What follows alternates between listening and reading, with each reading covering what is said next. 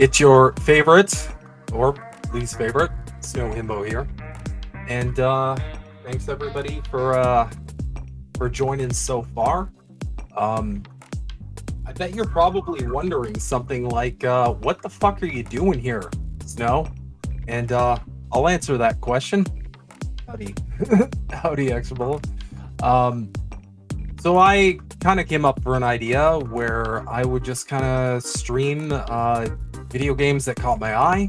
And I figured it'd be a cool kind of decompress from the week. We could hang out, play some video games together, chat. Um, and again, if there's any online games, y'all are more than welcome to join me, be part of the stream. I can definitely help you get set up for whatever things are coming down the pipeline here. And yeah, I'll try to keep the Marxism to a minimum. Wink. I'm not going to do that. But yeah, I figured I'd just stream some stuff that's kind of on the radar. If this one goes super well, then I'm thinking for the next episode, we could probably get into Pathfinder Wrath of the Righteous, the new DLC that came out, The Lord of Nothing, which is really cool as well. But I'm gonna stick to stuff that's hopefully entertaining, and we can kind of hang out, kind of more of a chill vibe, and yeah. So, what am I playing today? Well, if you follow anything along like the gaming streamer side of things, you might see a lot of some of the more popular streamers kind of losing their mind over Project Quarm. And you're probably thinking, what the fuck is Project Quarm? And that's a really good question. So long story short, before there was World of Warcraft, before there was Elder Scrolls Online, all those popular MMOs that everybody kind of, thinks of nowadays, there was this game, a little game called EverQuest. And to this day, I will credit this game, and this might be an exercise in masochism, but I will credit this game in being the worst addiction I ever had in my life. And I'll go into where this game got so many things so right that is missing in MMOs today, massively multiplayer online RPGs, and why when you try and play something like World of Warcraft or something similar, you might feel yourself a little wanting, because games like this, kind of more old school games, kind of got a lot of things right that they could get a little more right, retrospectively. So I'm just gonna get into it. Project Quarm is a private server. It's a private server for EverQuest. It was launched essentially, and for those who don't know, a private server for a video game is essentially like an alternative means of playing the actual game to what's being offered by the actual company. So if you play World of Warcraft, I'm sure you might have heard of like World of Warcraft private servers. They are fairly common across the gaming world. So this one is unique insofar as EverQuest has been a game that launched. It's been around for a while. It launched in 1999. So it's 2023 now, and holy fuck, I am old. Jesus. So point being, there's been a lot of changes over the years, and a lot of them were changes that not only I don't agree with, but a lot of the EverQuest community doesn't agree with either. Things that kind of encourage solo play and less social behavior, directions they took with everything from, game design to, art style, stuff like that. So a private server, in a way, is kind of a way of teleporting you back to a simpler time.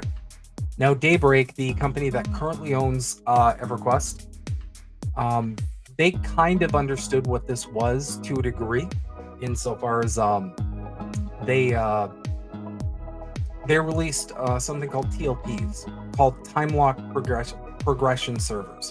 So essentially, what these are they're kind of like a screen, like kind of a screen cap of like a period in time.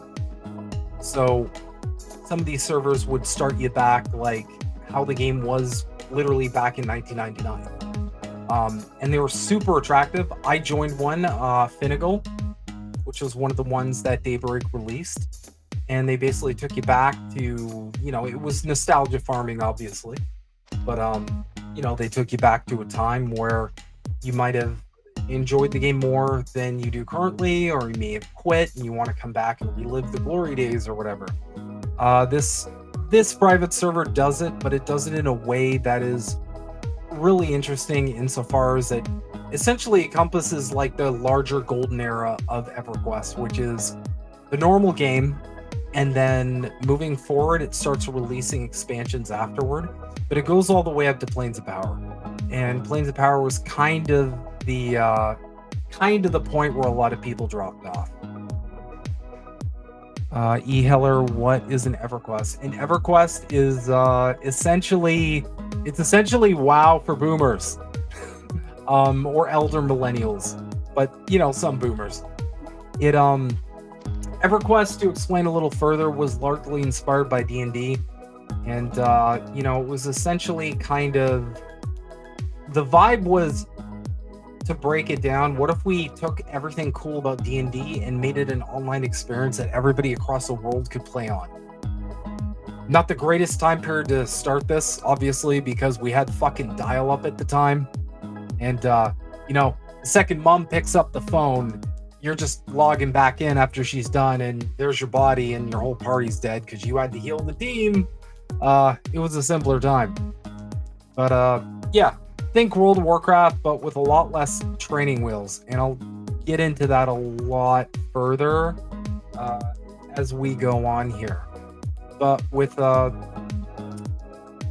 no further ado, we're gonna dive into it, and I'm gonna involve y'all.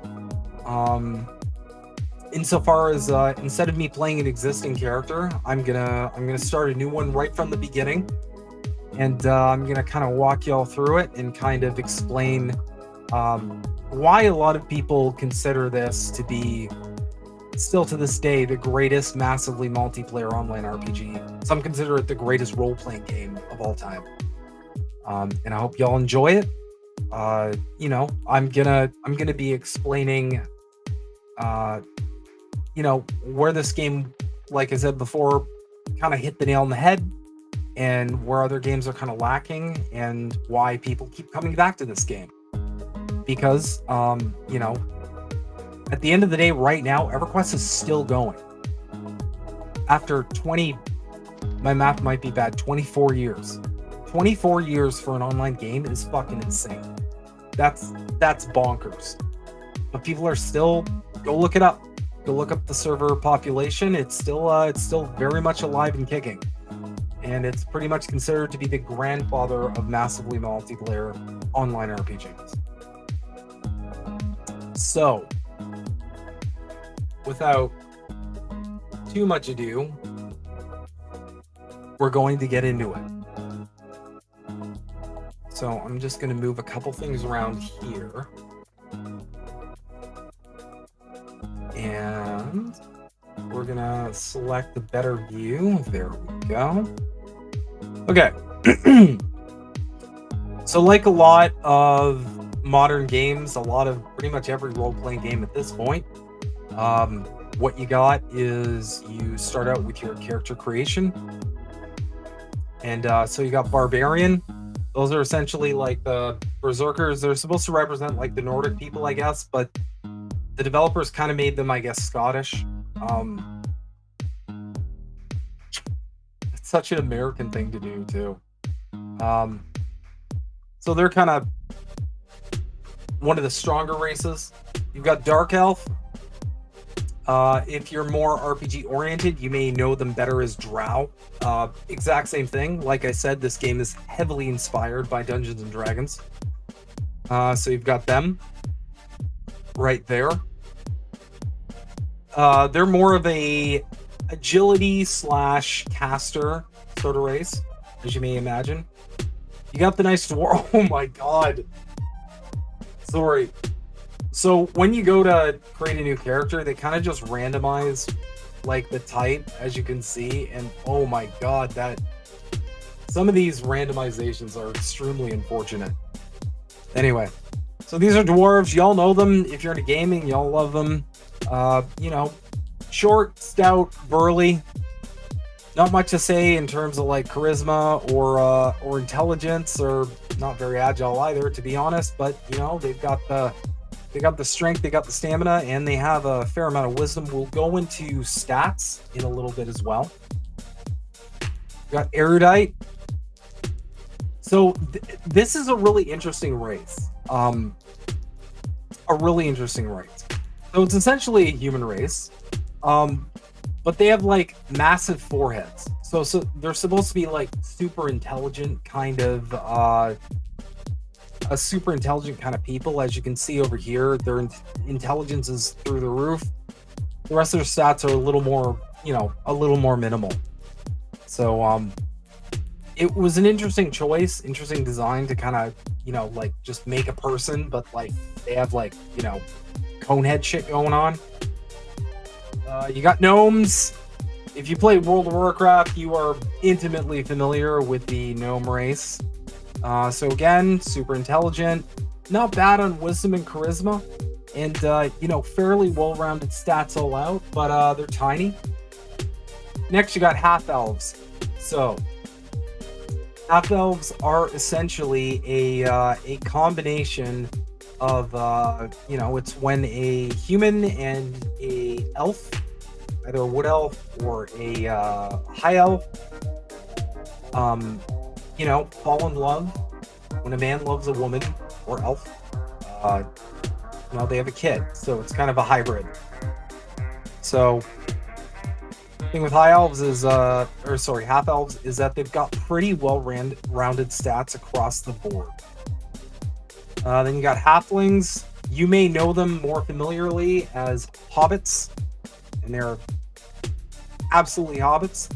So they're obviously super agile, dexterous as well, but they have pretty high wisdom. Another very well-rounded race. You got high elves. High elves are obviously, you know, kind of more of a, if you play the Elder Scrolls series, or more akin to the Aldmeri, if you're aware of them. And they're essentially pretty close to a pure caster class. They can be paladins, which are more of a tanky class, but you know, for the most part, they're your magic users. They also make really great clerics because they have really high wisdom, as you can see here. Next, you've got human, and I'm sorry, human just look fucking busted. I've always felt like this race looked really busted. They just look busted. And you can click random here, and yeah, they look busted. But they are the most well-rounded kind of race, which is kind of the case for most RPGs. You know, they got strength, stamina, agility, dexterity, wisdom, intelligence, charisma. It's pretty much across the board the same. And whatever plus stats are dependent on the class you choose. So if you want kind of like an average, like across the board kind of balanced dungeons and himbos. I should have called it that, for real. So yeah, across the board, that's for human. You've got Ixar, so we can't make this until they drop the next expansion in the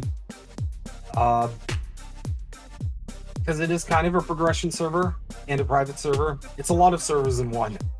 But these are essentially lizard people. Not the kind that rule the world, mind you. These are different. There's a pretty vast lore behind them. But essentially, the cool thing about them is they have advanced regeneration capabilities, which means they regenerate their hit points at a faster degree than most other races, except for one other, which is not as good, but pretty close. Next, you've got Ogre. Now, ogres are pretty much, there's no other way to refer to them. They're ogres. They're giant hulking behemoths. They have terrible charisma, as you can see here. It's garbage, but like, how is that charismatic? It's not. It's never charismatic. That's like run and hide because it's gonna put you in a stew. You know, there's no charm in this. Is never gonna be an actor unless it's like a concept actor. But if you look at their strength and stamina, it's off the fucking charts. So these are your bruisers. If you want to just roll a warrior or a shadow knight, which I'll get to later, and just go to town, this is your go to town race. Okay, they're tanks, they're dumb. That's that. Next, you got Troll, which is pretty much on the same level.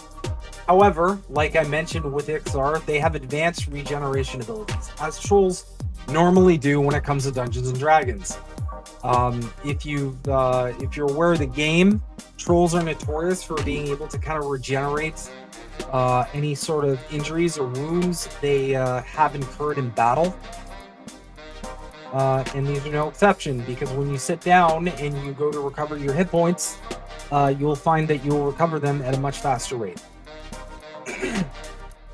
So you can see similarly, they are super strong, have a lot of stamina. Agility and dexterity are okay. And then when it comes to wisdom and intelligence, they're no Rhodes scholars. And then similarly, charisma, I mean, fucking, like, look at that shit. Okay? That's like, I don't even know how to describe that. That's just, yeah, like, there's no being charismatic when you look like something that's plotting to destroy the world, right? So, next you've got Vashir. So this is a cool race. It's not coming for a bunch of expansions, but they're basically cat people. So they've got really high agility and dexterity, which you would probably guess. But they also got really good strength. They're very well-rounded. And yeah, this race comes from a moon, which I'll get into further detail later. And then finally, you've got your wood elves.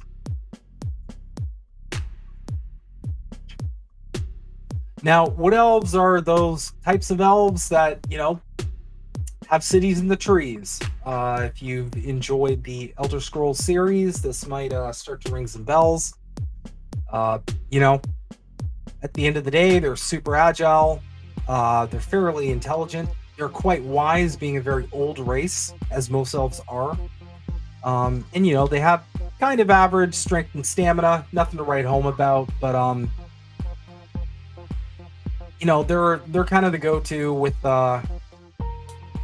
with being another well-rounded race. Now, what we're going to do now is I'm going to explain the different classes. And I'm going to use human because they can basically do every class except 2. So, got a pirate dude here rocking it. So bards are essentially the jack of all trades, and they're the masters of none.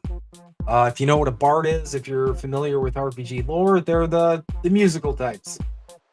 They're really cool in EQ insofar as they have a lot of really cool abilities that they can kind of juggle, but they're not really perfect at one or another.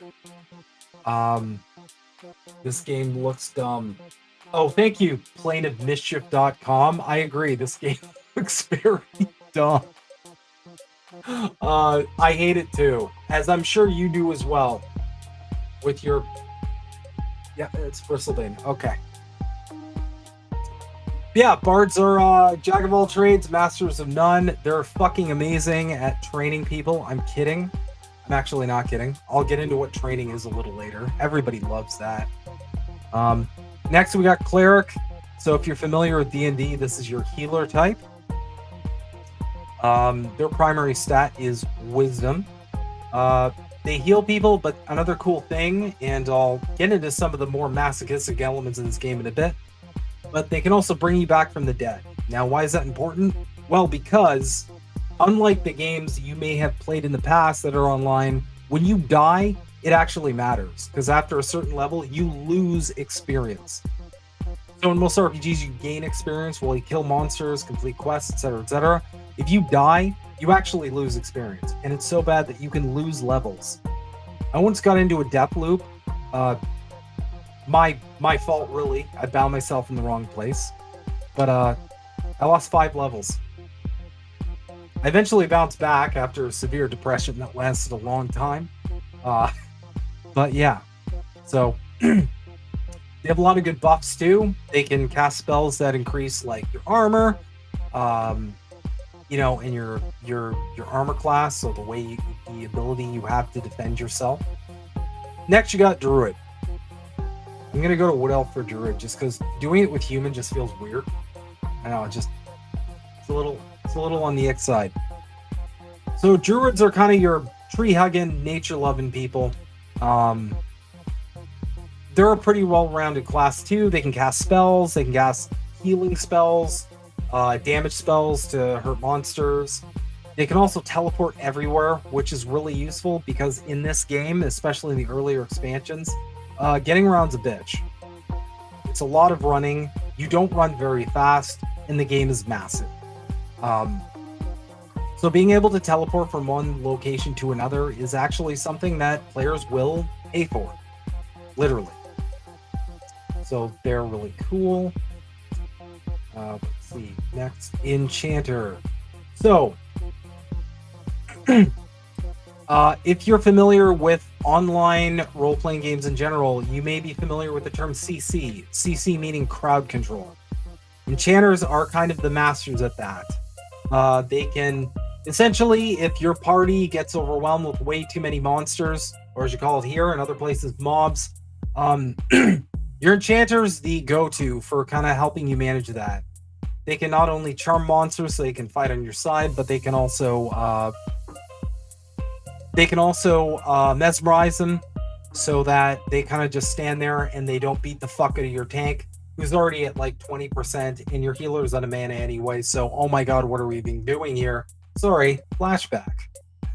But they also have really cool abilities. They can make you faster. They can help you regenerate mana quicker as well. I always loved having an enchanter in my group. I would consider it a staple by far. They are a difficult class to get started with. I would not recommend this if you're just getting into EQ. If you're looking to join Project Quarm, would not recommend Enchanter as a starting class. You need to learn the mechanics of this game first, in my personal opinion, before you start something that's more advanced like this. Go for it if you like, though. Go nuts. They also have kind of a pet. I say kind of a pet insofar as, like, it doesn't really do anything other than follow you around and then defend you if you get punched in the face. And it's kind of weak. But they can charm enemies, which arguably makes them the best pet class in that regard. Next, you have Magicians. Magicians are... Oh, I have Paladin selected. Magicians are a really interesting class insofar they're kind of... one of my guildmates described them as a wizard that took up datering.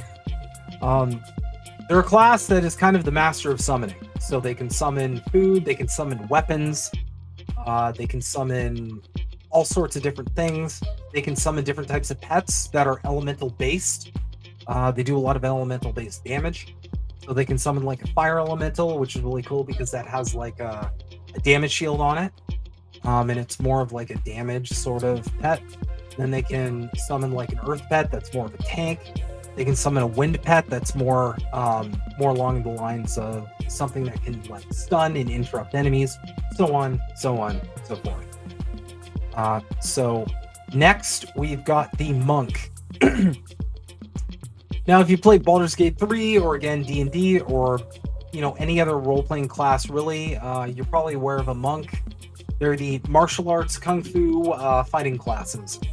But in EQ specifically, they excel at a role called pulling. And essentially what pulling is it's the process of grabbing monsters in a dungeon and bringing them back to the party without aggroing pretty much the whole like dungeon so that you get overwhelmed with monsters. They do this with an ability called Feign Death, which is essentially, if you play World of Warcraft, you've kind of seen this with a hunter class. What it is essentially is it's an ability to play dead. So the monster that's attacking you stops attacking you and kind of goes back to its post, which is really useful because you can make use of this to kind of safely pull like 1 or 2 monsters back to your party so you can take them down efficiently instead of getting overwhelmed. So they're really cool. Very high damage class as well, and until later expansions, they're actually pretty good at tanking too. They can take some hits. They've got some pretty good mitigation, especially at some point in time where they can wear plate. I will not ruin that for you. We will get there as we progress. Next, we've got Necromancer. Now, Necromancer, and it's only fitting that I select Drow for this. Necromancer is essentially your Master of the Dead class.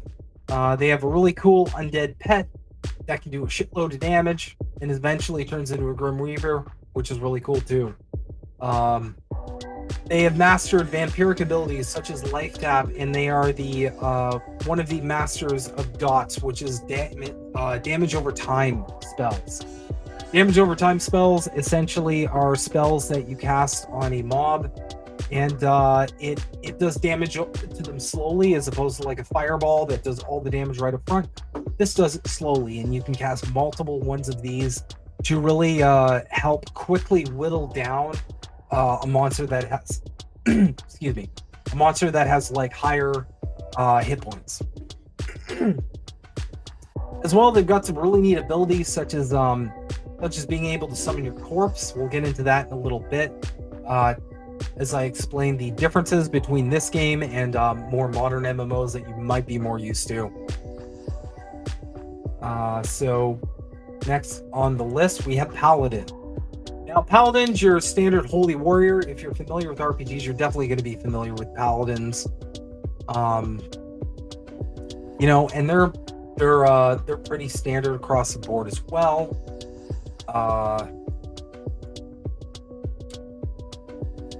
You know, they can cast some healing spells. They can take a hit or two. They can cast pretty much lower level versions of the cleric, those kind of spells. That's cool. I personally love the class. I think they're super fun. I'm gonna kind of race through this just so we can get into it. So Ranger is essentially your archer class. It might be a little confusing in this game just because I've always felt that the archery ability itself is a little underutilized until like later on as the game progresses with expansions. But essentially they're kind of part warrior, part druid, part rogue. So they can cast like lower level druid spells, which is really cool, except for like teleports.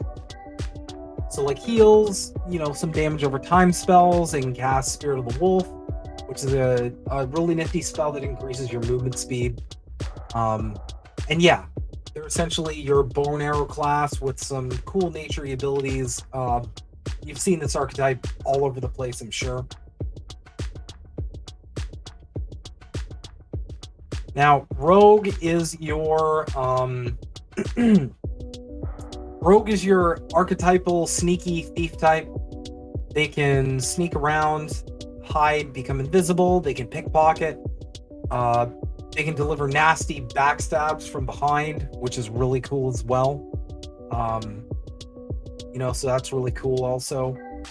Yeah, if you want a damage dealing class, if you want just some fucking DPS, this is your go-to right here.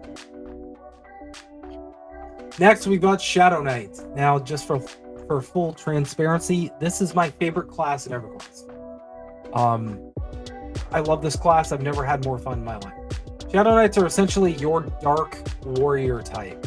So like Death Knights when it comes to World of Warcraft. They are essentially a combination of the warrior and the necromancer, so they can cast life tap spells, which are really cool. They also have a whole line of aggro spells to direct the monster's attention to you, which is really neat also. They also have kind of a pet that I personally just use for pulling because it doesn't really serve a purpose outside of that. Highly recommend this class. It is super, super fun. Let's see here. Next, we've got Shaman. Now, Shaman's a really cool class as well. They're essentially considered like the buffing class. They're, one would argue, unparalleled when it comes to buffs. They can increase your strength, your stamina, but as well, they can also slow enemies so they attack slower. They got a really cool wolf pet, and they have a trade skill that is unique to them called Alchemy. All in all, a really fun class as well. And next, I gotta pick Ogre for this bitch. You got Warrior. So Warrior is essentially the best tank in the game. I would argue, I'm not gonna simp for Shadow Knights too hard, but Warriors are essentially like your fighter class.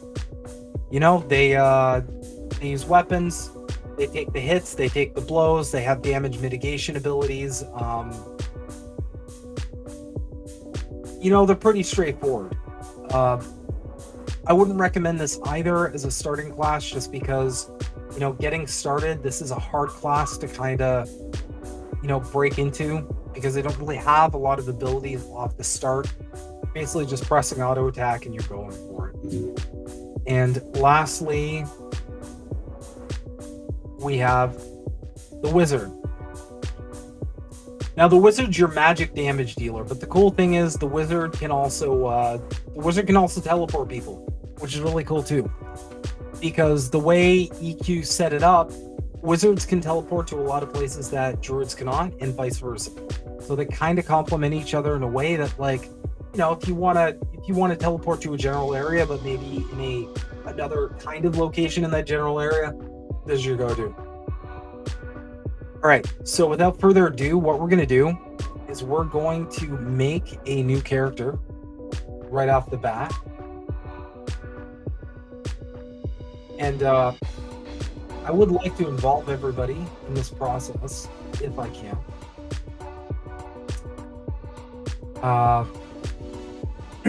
So right off the bat, type a comment in the chat if after what I've described, you'd like me to create a character of one of these races and one of these classes.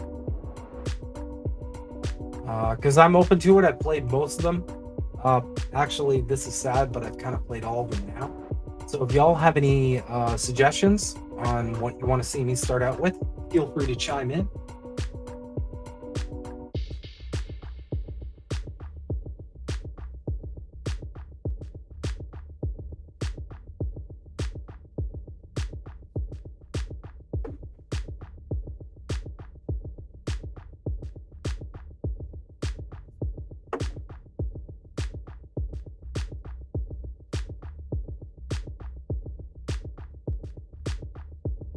It looks like we're a little shy tonight. That's all good.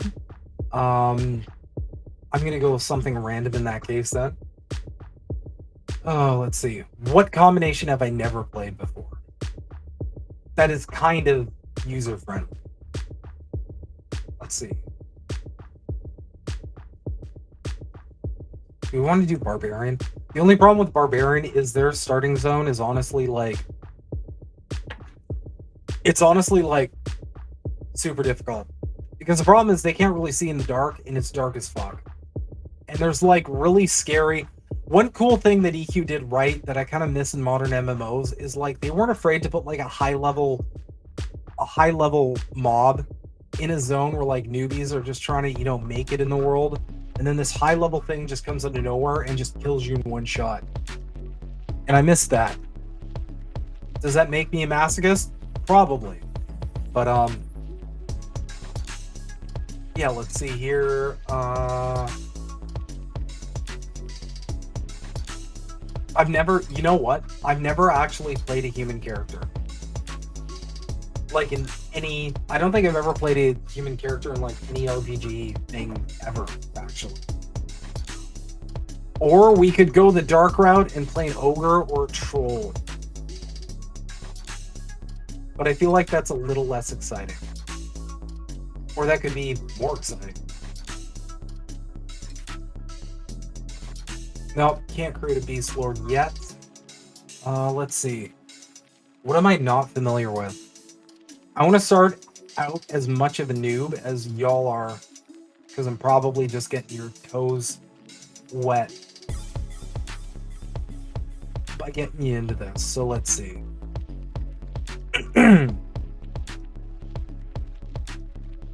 We could play Darko, because I know that's like super sexy, especially with Baldur's Gate 3 being out soon. Not soon, but being popular lately. Yeah, let's play a Dark Elf and let's play a Magician. And the cool thing is, for a game that was this old, character customization was actually pretty dope. So let's just go with Red Eyes, just because I love, Morrowind. Make a Dunmer. Let's make a beard. Can you even do beard color? No, you can't. Okay.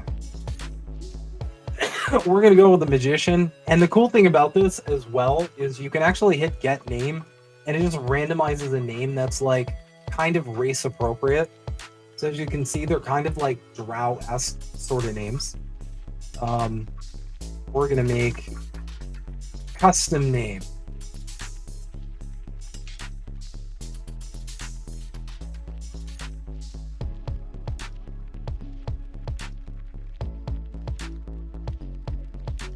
I wonder if we can get away with just marks. It's a private server, so you never know. Alright, so we're going to do a Magician. Should we do a Magician or a Necromancer?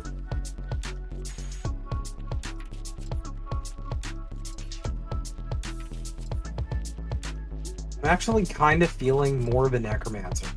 Actually, no, let's do a Magician. They got cool pets too. Alright, so I personally like to put at least 5 points into stamina for any class, just because a little bit more hit points I find kind of carries you further than you would assume. And we're going to dump everything else into intelligence because that determines our mana pool. Let's see if I can get away with marks. It would be amazing if I could. You also have religions, by the way, which is cool. I'm going to go with agnostic, though, because religions do have a downside insofar as it can kind of lock you out of different content. All right, let's see if we can get away with those. Damn it! All right. What about Kami? Can I do Kami? Yes! Oh, we're Kami, y'all. All right. Fuck yeah. Let's go. Let's fucking go. All right. Kami, #1 Magician. Let's do this.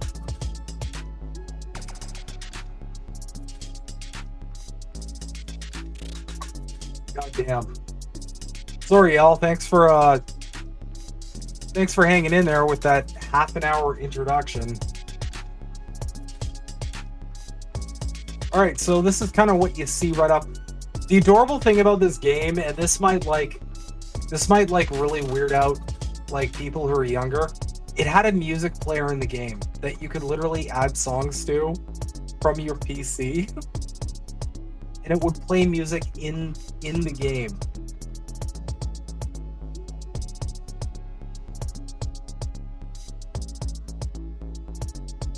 Pro gamer move is hand in your note and smack a guard for free points.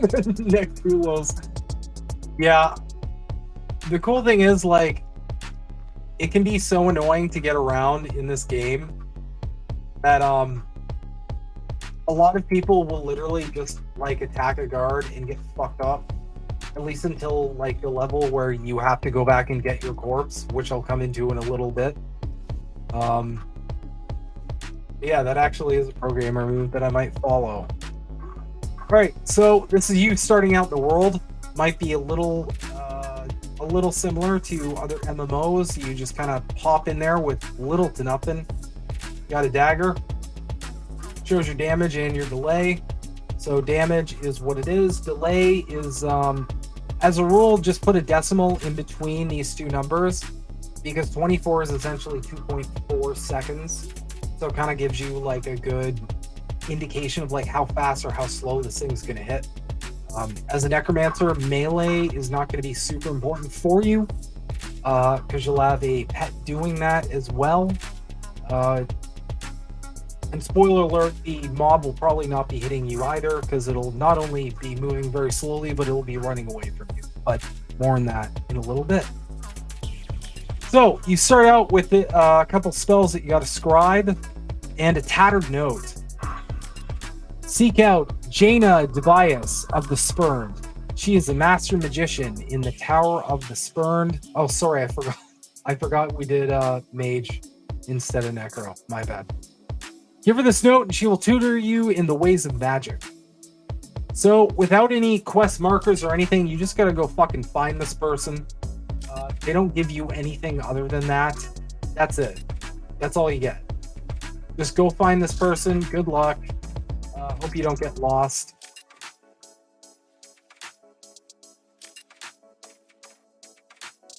Thankfully, they're usually not. I'm going to switch to the first person just because this is such close quarters. Thankfully, they're not too far away. And you just you hand in your note. I'm going to make the text bigger, which you can do by typing /chat font size. And there's a lot of slashes. You can go look that up also. We're going to make it 5. That is much better. So the cool thing is, this is text-based, so you need to pay attention to words. I know it's very annoying. I'm probably alien. So you get your robe, and I equip that, and now I've got a cool robe. 9 also gives you different camera angles, which is neat as well. So then sometimes you can, if you target an NPC and you type H, you can hail them. That's a good way to see if like they have a quest to give you, or you have they have anything to say to you. Another pro gamer move is if you ever find a zone called Temple of Soulsec Row, you're going to want to find a genie and hail them as much as possible. It's going to be great for your character. I'm kidding, do not do that. Okay, so now that we found our guild master, we're ready to get into the ways of the magician. So first thing you got to do, we got to go ahead and we got to scribe our spells. So if you click your spell book, this is all your spells, which you may recognize from other MMOs that are a little on the older side. Back when you didn't just have like skills and you just put them in a hotbar and just went to town.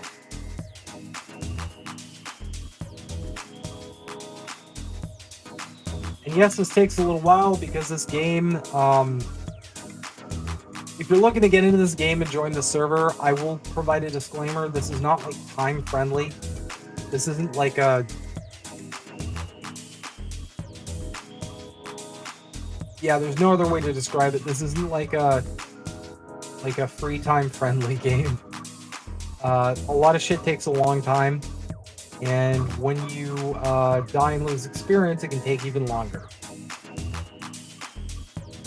But so what we're gonna do tonight, we're gonna play this and get started a little bit, and just show y'all the starting out ropes. And then what I'm gonna do is I'm gonna log on the character I've been playing, and I'm gonna show y'all grouping and what it's like to kind of party in a group and kind of explore a little further and get into like the real actual gameplay that might be a little more engaging. But if this is something that kind of piques your fancy, because one, it's free. We do like free, especially in this economy, which is down the shitter and just spiraling. But also, if you're kind of craving like more of a retro kind of online experience, this is really cool.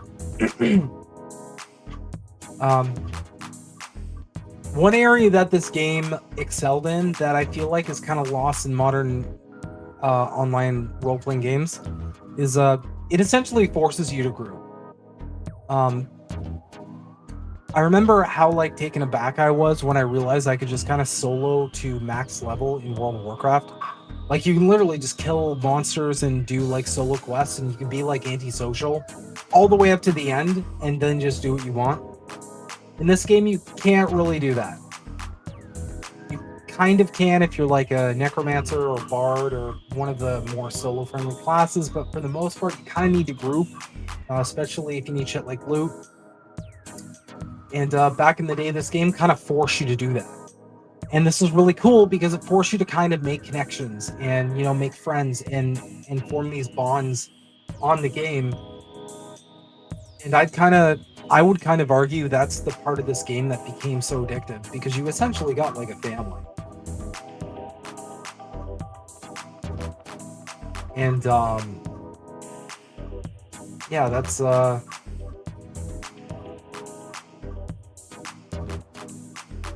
kind of the meat and potatoes of the matter.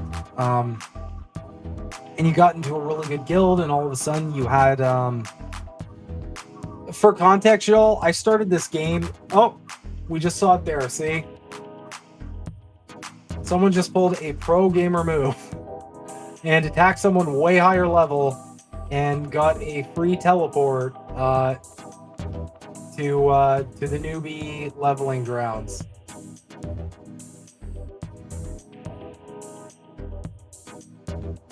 Yeah. What the fuck was I saying? Whatever. It'll come back to me. Yeah. So we've memorized our spells. So we got minor shielding, which you cast this on yourself. As you can see, so anything that's highlighted in green means that stat is being increased in some way. Hey there. Thanks for coming out. Good to see you. I don't need a DMT from Harvard. I like that. Then you got Burst of Flame, which is an aggressive spell towards monsters. So I should probably demonstrate the pro gamer move. Another cool thing about this game, as opposed to a lot of other modern role-playing games, is you can attack anything. You can punch anything in the face, and you have to suffer the consequences. It's like, hey, how's it going? When you press auto attack, and now you're dead, just like that.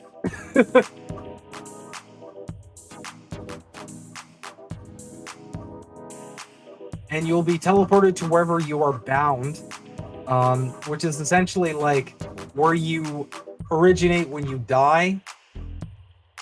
So in here, it's Nectulos Forest. And as you can see, we're checking out these sweet 1999 graphics.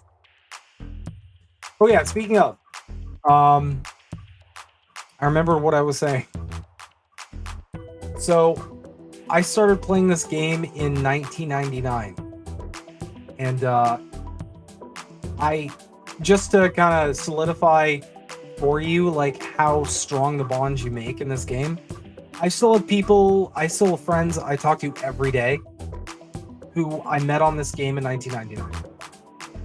So like the bonds you make in this game are fucking insane.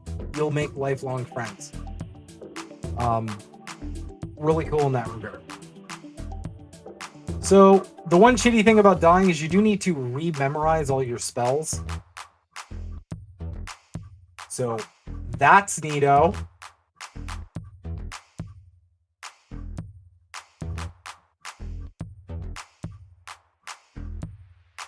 Stream sniped. Uh-oh.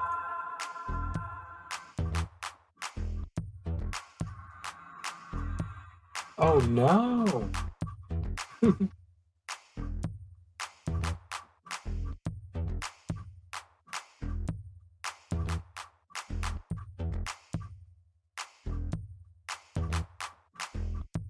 All right, Knight of Cleric just buffed me, so thank you, my dude. If you're watching this. So another cool thing is higher level characters can give you like beneficial buffs, which sometimes are really cool. And one thing that druids are really good at is they're good at what's called power leveling. So power leveling is essentially when a high level character gives you really overpowered buffs, which makes your character like super beefy, and like other enemies are hurt when you hit them, and you just go out there and you slaughter mobs and get insane experience. A lot of people pay for it, but alas, we're gonna go ahead and do some low level gameplay, and then I'm gonna jump right into it on the character I'm playing, and I'll show y'all what it's kind of like to really dive in. Yo, what the fuck? What is this? Oh my god. By the way, golden rule, if you're ever getting your ass whooped, you can just run to the guards. These guys. In most cities, right at the gates here, they'll have guards. Just run to the guards and they'll save you from whatever is kicking your ass. I'm gonna go find a mob. And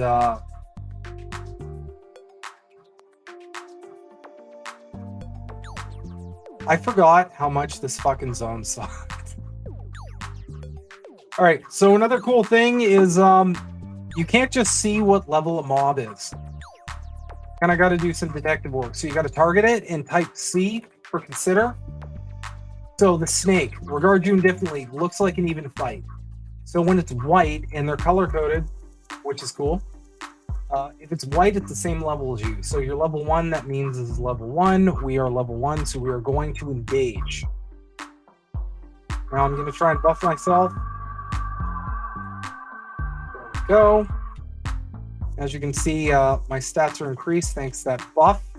And we're going to engage. So you can auto attack like this, and it'll automatically melee for you. But you can also cast spells. A pro tip, if you hold Alt, press 1, 2, 3, 4, 5, 6, 7, etc., and you can just cast your spells that way. I'm getting interrupted because I'm shit. There you go. So you can do some damage. It resisted there, which mobs can do sometimes. And we're just whittling it down. Now, a cool thing that I like about this game as opposed to other games is I've noticed a lot of more modern MMOs. The IQ of the monsters you're fighting is actually a lot lower. They just kind of run at you and then they just start hitting you and that's it. In EQ, they're kind of smart insofar as... Oh, and there's your loot. They're kind of smart insofar as, like, once they feel like you're gaining the upper hand, a lot of mobs will like start to run away. That might not seem like a big deal, but like a lot of the time they run away and they can like alert the attention of other mobs that might come to their defense. And it can actually result in some pretty dicey shit. So I'm gonna nuke this wolf right here. I'm gonna get a melee.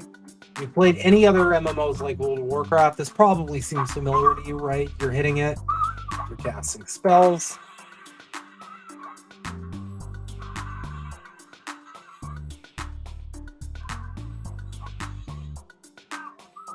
Nothing super complicated.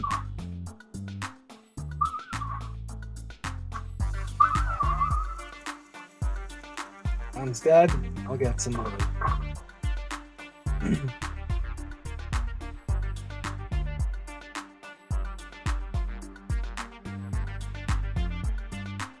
Just as a treat, I'm going to zoom into first person just to show you how sweet these graphics are. This is grass, apparently. Which, yeah. And my favorite are the trees. Are y'all ready for the trees? Check this shit out. Yes, you're seeing that correctly.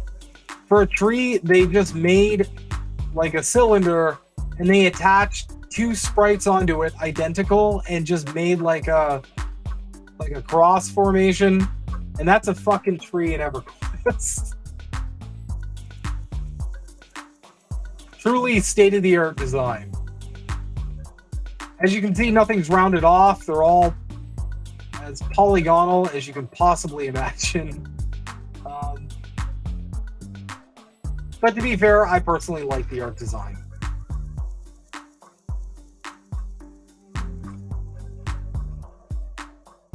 And if you see any other corpses, you can target them.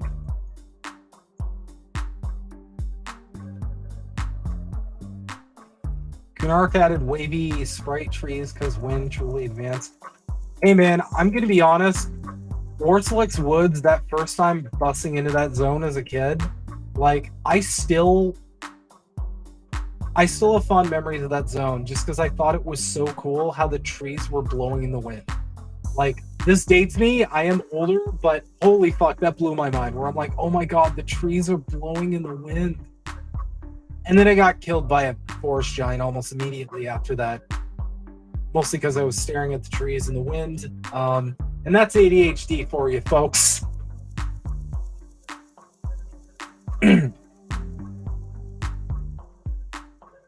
Yeah, as you can see, the graphics definitely are from an earlier time. But let's be real, if you play World of Warcraft or Minecraft, this shouldn't bug you too much. It's not as bad as Minecraft, I don't think. Alright, so that's pretty much the basics of getting started. First couple levels I'd recommend just, getting the hang of it, learning the ropes. After you get enough loot, you can go and sell it to a merchant in zone by just right-clicking them. And then you'll get enough to buy some additional spells, you'll level up, and you're going to want to look for a group as soon as possible. But we'll get more into that in a bit. Right now, because I'm sure it's probably not entertaining for me to just kill like noob shit here. I'm gonna hop on the character I've been playing so far. Oh, also, sorry, I forgot to tell you. If you try and sit down and a mob of any level is near you, it's gonna try and fucking kill you. Which is really annoying and also kind of clever, because it's like, the mechanic is, oh, they're not prepared, I'm going to get the jump on them. So you kind of got to take care of them before you sit down.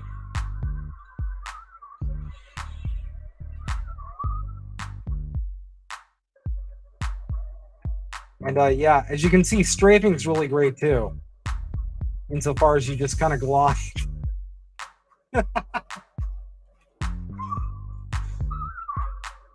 I think I'm empathetically laughing because I'm like imagining what y'all watching this must be thinking of this like weird ancient game. But if you can get into it, you will get hooked on this game to a degree that you likely did not think possible beforehand.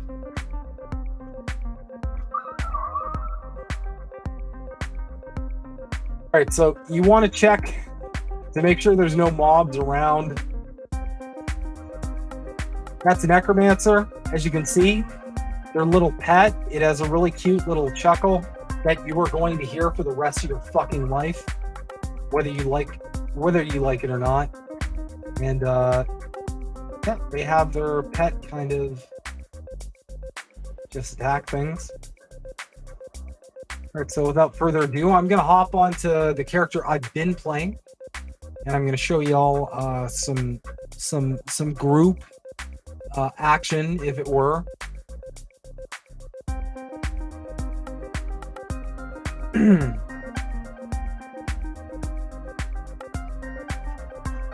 Are y'all liking the tunes?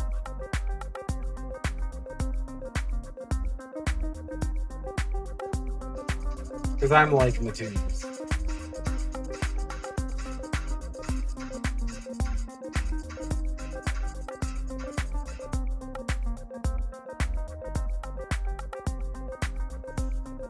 Yep. So Snow Himbo, If you're thinking of creating a starter class, I'd recommend something like a druid, just because they're really easy to play and they have a lot of utility. Druids can also get around everywhere. They can make some good money with like giving people teleports and shit. So I'm gonna log on. And when you get a little further, if you notice below my name, if you played WoW, it's the same thing. That's my guild, Mayhem. Shout out, y'all.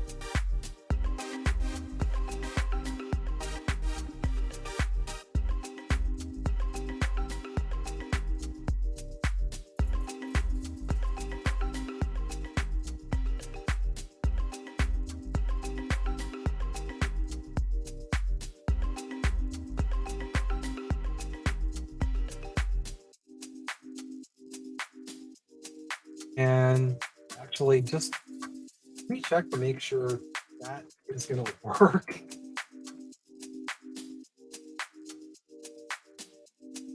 Oh yeah, it's right there. Okay.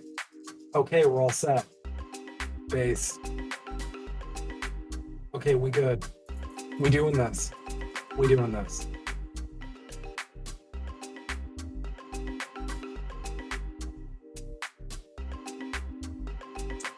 All right, so right off the bat, you're going to want to indicate that you are looking for group.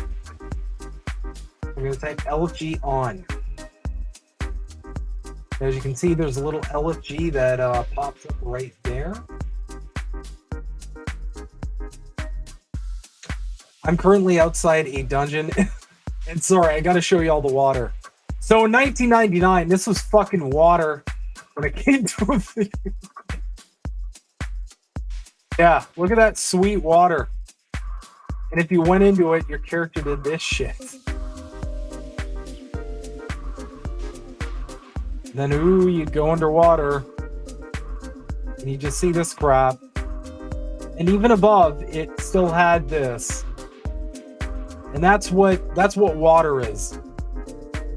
They changed this to be a lot better in the first expansion immediately for obvious fucking reasons.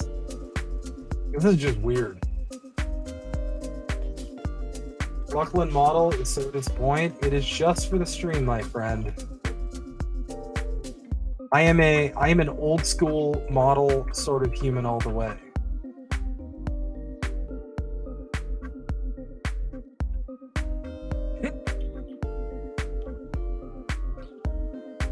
Listen, throughout all of Finnegal, all I rolled was old models. I even tried to turn on the in the I tried to turn on the Velius shit, but for some reason it didn't work. I don't know why, but they're. You guys remember the cool like Velius like armor that they had for like the quests? For some reason on Finnegal, it never loaded for me. It just looked like normal shit. It was really disappointing. See here, this is gun scryers.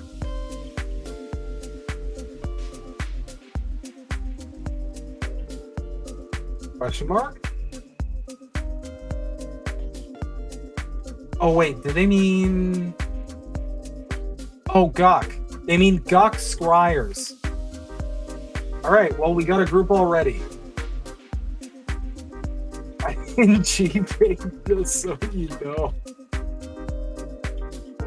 Oh, manual bard. Oh, no. Oh, fuck, I forgot. Bard's gotta. Oh, man. Oh, the struggle is so real. I can try and get one. One level I can port.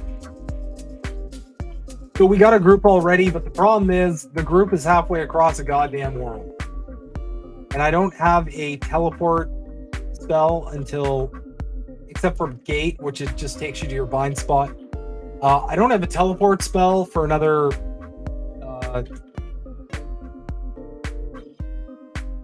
so I'm 20% to next level. When I hit 19, that's when I get the ability to teleport all over the place. So I'm going to ask my guild and hope they're going to be nice.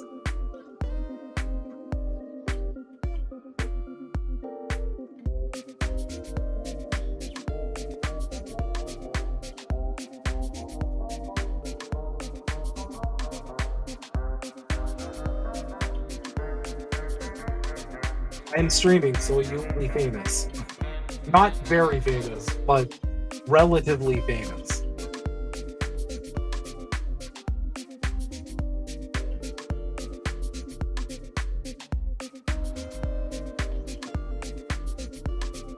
So in the meantime, I'm gonna see in this dungeon. This one is called Unrest, the Estate of Unrest. So to people who are just getting started, this was like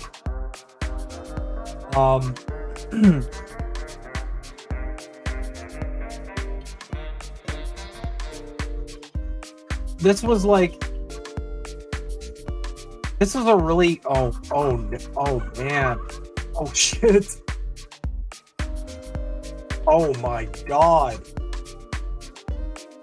Oh, what the fuck happened? I'm getting away from that. We're cheesing it, y'all. Oh my god. Oh, what a massacre. I'm not surprised. This is Unrest on any given day. It's just a fuckload of dead people all the time. Yeah, to explain one of the more interesting concepts of EQ that later MMOs kind of did away with. When you die, by the way, you leave behind after a certain level your body with all your shit on it. Now, nobody can loot it, but the responsibility is on you to go back and loot your shit.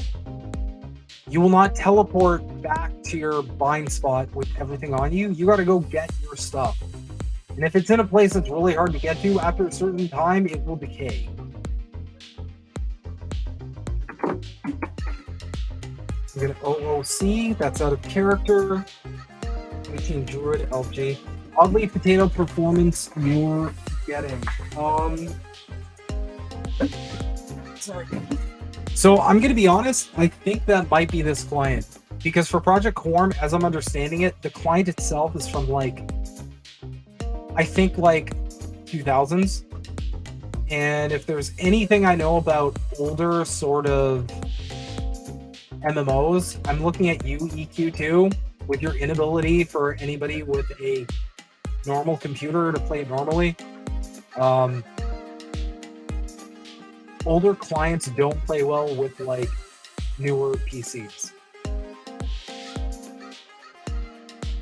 Yeah, I mean, I play most games on Ultra, as y'all will see in later streams.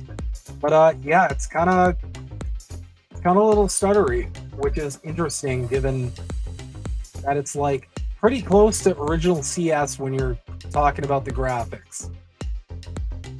Yeah, as I was saying, Unrest is like the most cheeseball, like campy, like haunted horror, haunted house, like this is Halloween sort of environment you can get.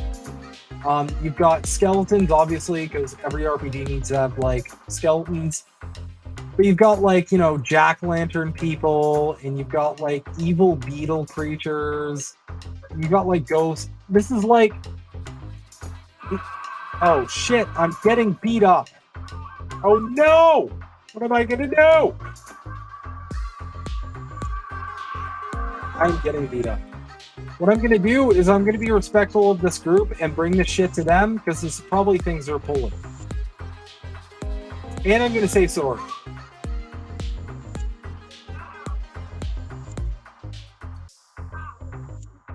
And I'm gonna take this because my dumbass was the one that aggroed them.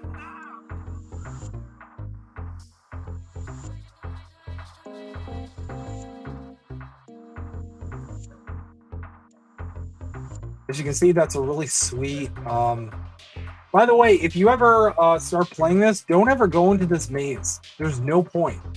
I'm not kidding. There's fucking no point. There's nothing there.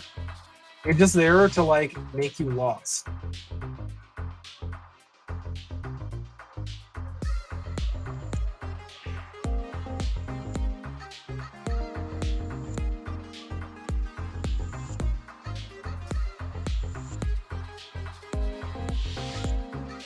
Let's see if the group I was in earlier are still at the exact same spot I left them.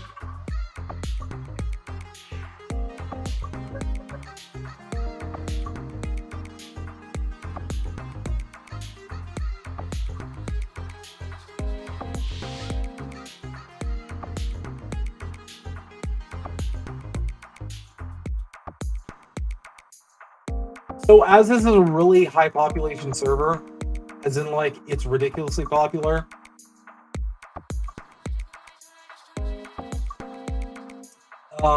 there's things in EQ that are not like other online RPGs. Insofar as there's something called camps. So camps are essentially, as you can see this group here, they're just kind of chilling here, and they're just pulling mobs to them. You basically pick a spot in the zone to hang out, and you wait for mobs to respawn, you pull them to you, and you get loot and experience. And depending on your role, like if you're a healer, or if you're a tank or whatever, you kind of just serve your role there. And I'm sorry, but I forgot, humans have absolute dump trucks in this game. Jesus. Anyway, neither here nor there. Oh. Hold on. Can I recreate that? Oh, shit. Anyway, yeah, the graphics are fucking sweet. As you can see.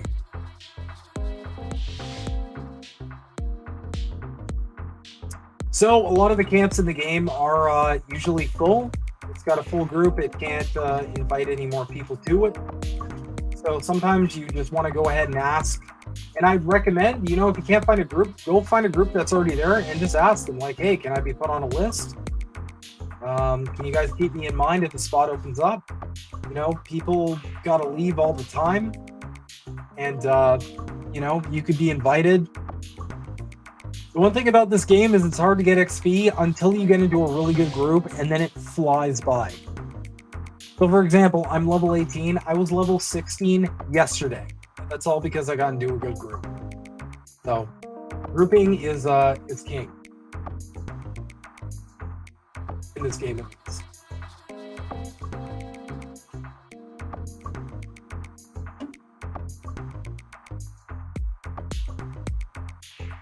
So while you're waiting for a spot to open up, you can do a myriad of different things. I usually try to solo, so I'm going to demonstrate some cool abilities that druids have. So one really cool thing that I abuse the fuck out of, and I'm going to abuse the fuck out of in the next expansion for sure. Looking at you, war dogs. Is druids can actually charm animals.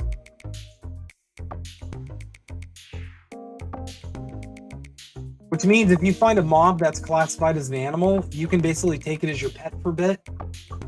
There's a chance it will break free and attack you, but for the most part, you can use it to kill other mobs for experience. So let's see if we can get lucky and find a monster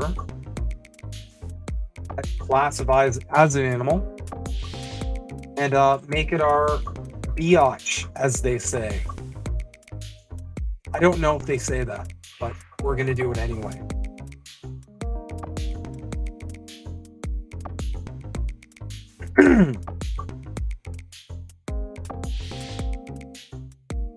And the really cool thing about this game in general, and one of my biggest rebuttals to people saying, you know, socialism isn't in human nature, stupid takes like that, is that in this game, people naturally came together and worked together and then pooled all of their resources, such as sharing loot and whatnot, to achieve a common goal and for everybody to advance together. So, fuck you with that take. It's not human nature. You've just been brainwashed. I told you I'm gonna slip in. I'm gonna slip in the commie shit. You're just gonna have to deal with it. And if you disagree, I'd be happy to talk to you and emerge victorious. I'm kidding. At least do my best to kind of, you know, shine a bit of light on another take, I suppose.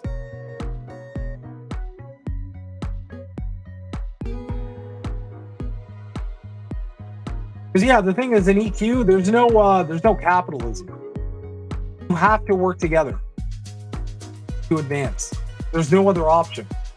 The only other option is like you get chewed up and spit out. I guess the monsters in this game would classify as the capitalists or something. Oh shit. Oh, I'm getting beat up by something. What's this? All right. All right, we're gonna have to put this person down. Ow, it's hurting me. I'm pretty sure that thing has a bow, so it's gonna shoot at me. But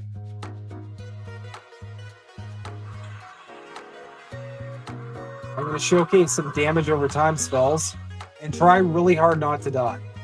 That's another part of this I probably should do.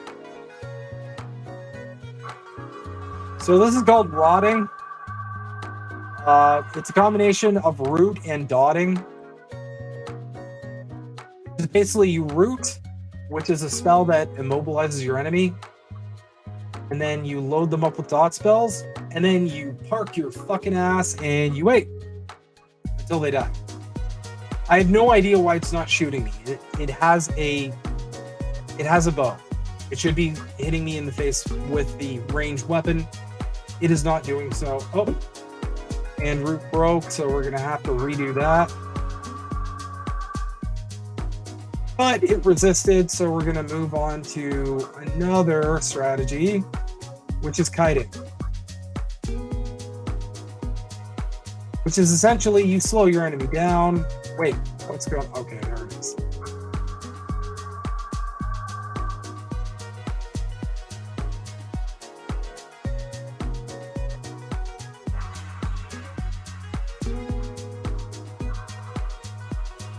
Shit, I think I'm about to get trained. Alright, there's too many mobs out here.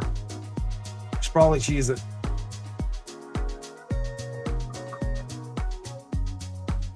Actually, no, I think I'm good.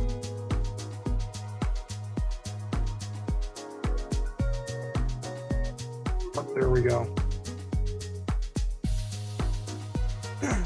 As you can see, I might aggro that other goblin. No, I'm good. Okay. Oh my fucking god. They're everywhere.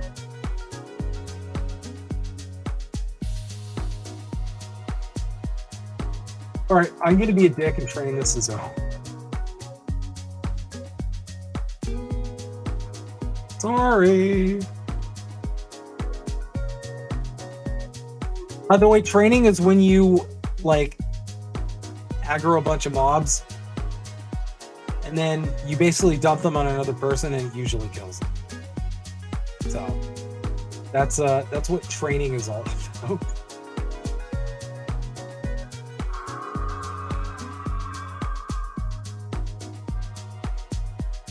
Yeah, I didn't until getting used to like how new this server is, insofar as like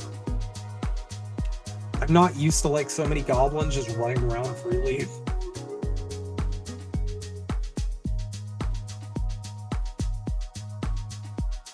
You can see this is the OOC channel, so out of character. To explain out of character, back in the day, and this is how seriously people took this game. People legitimately roleplayed in this game. Out of Character is a channel that was formed out of people roleplaying.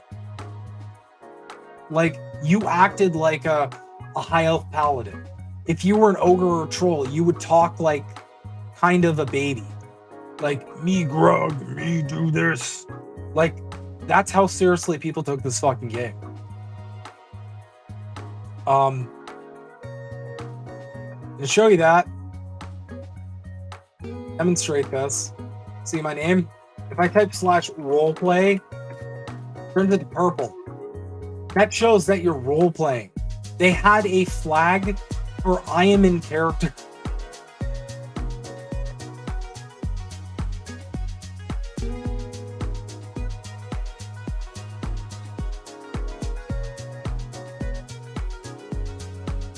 This as a demonstration.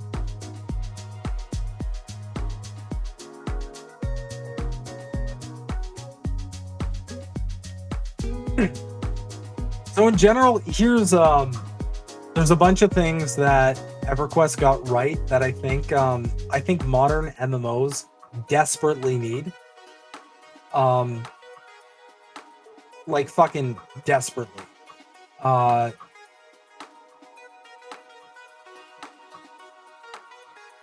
First thing is, and anyone who's a fan of the MMO genre, anyone who's a fan of the MMO genre kind of feels this as well, insofar as like you're trying to play something and it just doesn't hit. Or you notice like they just kind of suck. WoW went in a shitty direction where now it's like virtually like you can't even recognize it from the original product. Other games kind of went the same direction. So there's a couple things I'd like to touch on. First off, in modern MMOs, there's something called instancing. And instancing is essentially to prevent like competition from other players and other guilds and all that. When you go into a dungeon, you're given like your own instance of that dungeon, which I think absolutely killed immersion, because you essentially go into this like safe bubble with some of your pals, and like you're basically cut off from the world. And I feel like it's always been really important for immersion to be like consistent. So like I like running into familiar faces when I'm in the middle of a dungeon. You know, I'm killing people with my friends. Maybe I see like a former comrade. They're fighting a mob. I save them. Like there's consistency. You're going into a dungeon. There's other people going into a dungeon with you. With instancing, it's not like that insofar as you're not going to another dungeon. You disappear into like this different plane of existence that's only you and your other party members, and then you exit it. And it's so fucking jarring to me. I feel like that was a big problem. And yeah, it prevents like people from being dickheads for, you know, stealing your mobs in whatever camp you're in, or like kind of like being dicks to you in the dungeon. But really, I think that's a plus, because you get to find out really quick who like the cool homies are, who you can like, you know, depend on and probably should like be on good terms with, and who the dickheads are that you should avoid, right?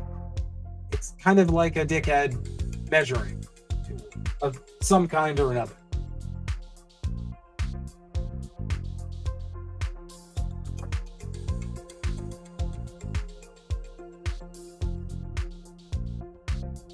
So there's that. Also, with newer MMOs, dying doesn't like there's no stakes. It's low.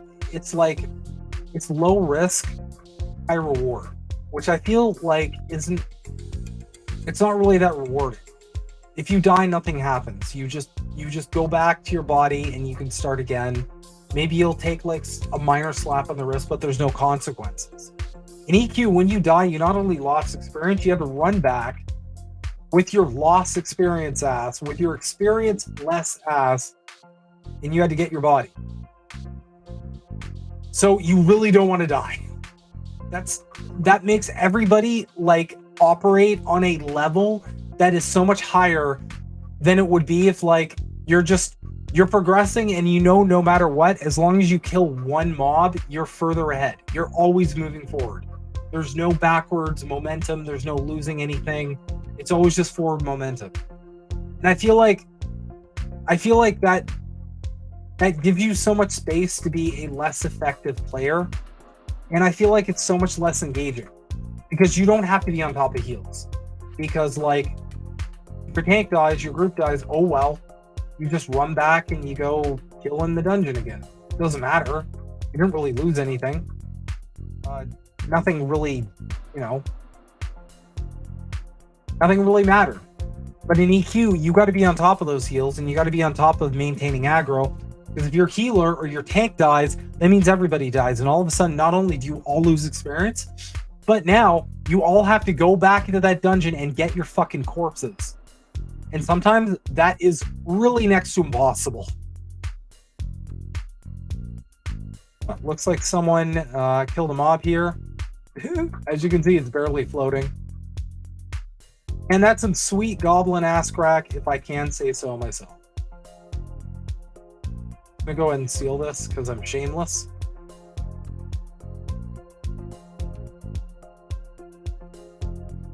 And we are really not getting lucky. Oh, as you can see, someone's camping this.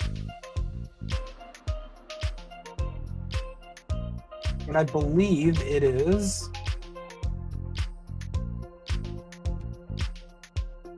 another druid, same level as me. So they're camping the spawn, which is cool.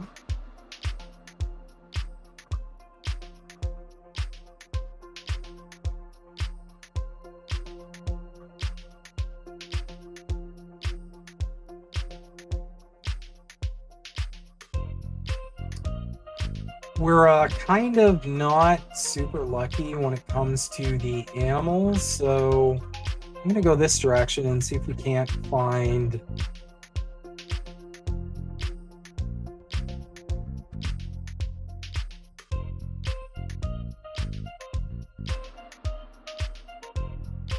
an animal of some kind.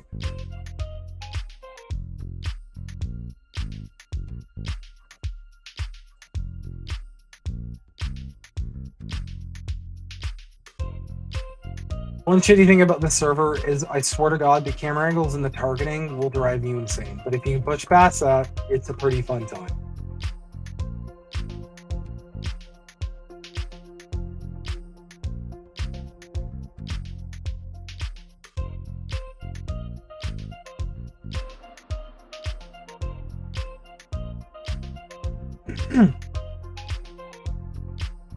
Oh,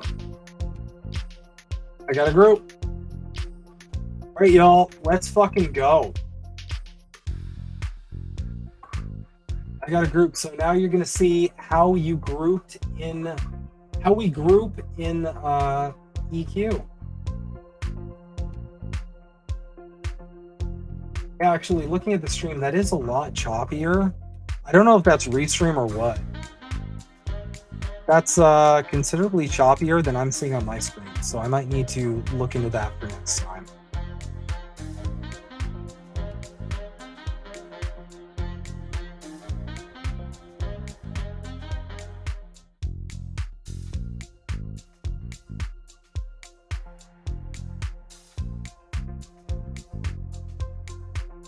So we're going to go back into Spooky Land, and we are going to group, and hopefully I can hit level 19 so I can finally fucking teleport around the world.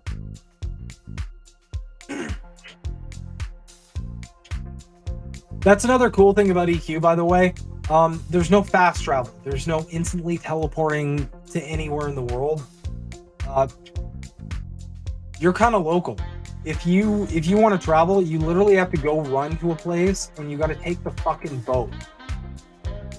And like, I can't put into words how long it sometimes takes for you to get to one location, from one location to another. Sometimes it takes an ungodly amount of time. Oh my god. And further to why MMOs have fallen off lately is, I'll explain this from kind of a materialist perspective. People have less time. Not only did everybody from the EQ and WoW era grow up, but you know, as a working class is further squeezed and has less and less purchasing power, you've got less free time. You still have less money to pay for subscriptions, microtransactions, and games in general, but also you've got less free time.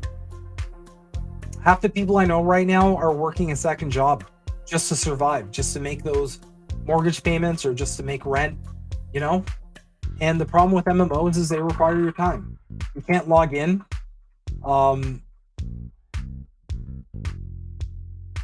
You can't just log in and do something for like half an hour and then log out and, you know, kind of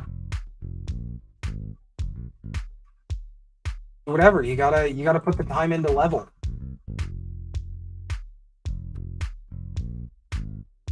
right.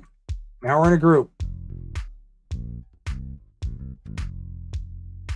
I'm back. It's hilarious because I was in this group earlier and I told them I'll be back in a little bit, but I'll be streaming. And I was like, they're not going to still be here. And sure enough, they're still fucking here. I love it. And I got the WBs, which means welcome back. So, you guys okay for me to stretch my legs and go for a smoke?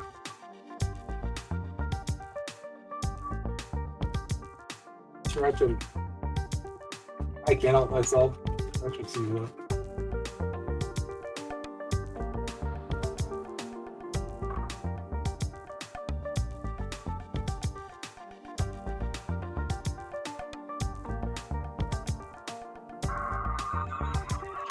All right. So if you're a caster class, there's a really good chance that the first thing you're going to want to do is buff your group, which means casting beneficial spells on them so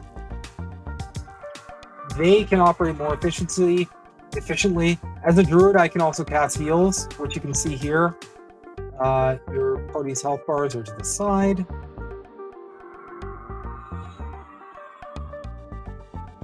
I did indeed throw So at him as he requested.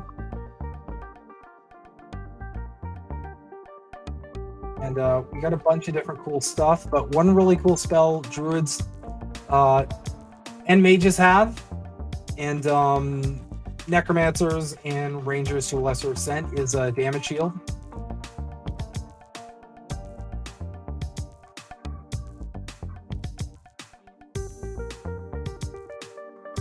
Basically, you can cast this on a player or yourself, and anything that hits them is going to take damage, which is really cool.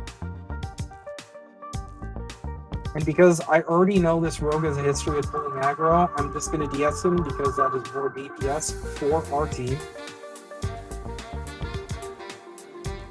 And I'm going to loot and destroy this because I can't stand seeing corpses. It drives me fucking bananas, as the kids say. Absolutely bananas. The reason I'm in first person mode is if I go to third person, well, that kind of just looks like shit now, doesn't it? So, for tight spaces like this, like indoors, we're gonna be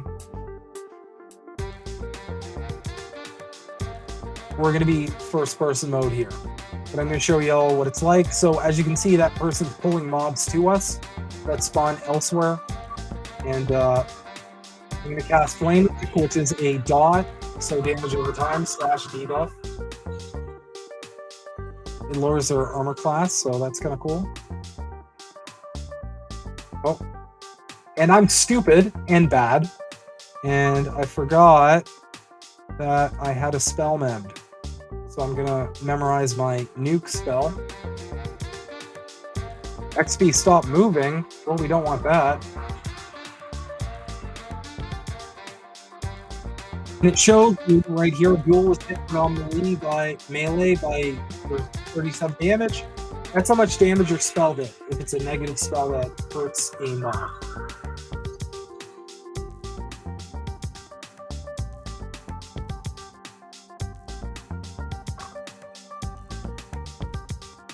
And yeah, like I said, this is like the most cheeseball, campy, like haunted horror, like mommy and daddy's first like haunted house sort of bullshit ever. They got mummies for no reason. They got jack-o'-lanterns. They got ghosts. They got skeletons. They got witches. They're just like, how can we take Halloween and make Halloween one fucking zone? Just out of nowhere. It's got ghouls. It's as campy as can be, and to be honest, I celebrate it because I love how campy it is. I worship how campy it is. It is hilarious. And those are the other classes in action. So that guy's a paladin, as you can see. Sword and board, plate armor, pretty easy to recognize. Lame, weird, feathery. I don't know why they went with Roman when it comes to high elves, but whatever. You got Murda, 2 daggers, dark armor. Pretty safe bet it's a rogue, right?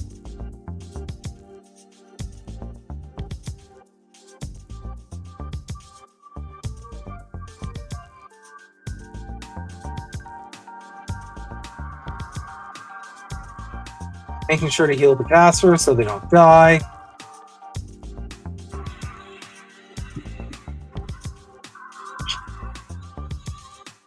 And the cool thing is, as you level up, you kind of just move further and further deeper into the dungeon. So it's kind of like, the way I describe it, grouping an EQ is kind of like a long-term dungeon crawl. So you don't like crawl from the beginning to the end of the dungeon and then complete it like in one sitting. You start at the beginning and then you level, and as you're leveling, you move deeper and deeper into the dungeon. So it's kind of like a long-term dungeon crawl, I guess the way I'd call it. Which I think is really cool, because after you've like mastered one area, you're kind of like too high level for it to be like maximum efficiency when it comes to like loot and experience. So you move deeper into the dungeon. So you move deeper and deeper until you finally get to the end, and then you complete the dungeon. Making sure to keep the homie healed here. Gonna finish this guy off. Am I? Nope. Almost so. Oh damn. Was that too low level?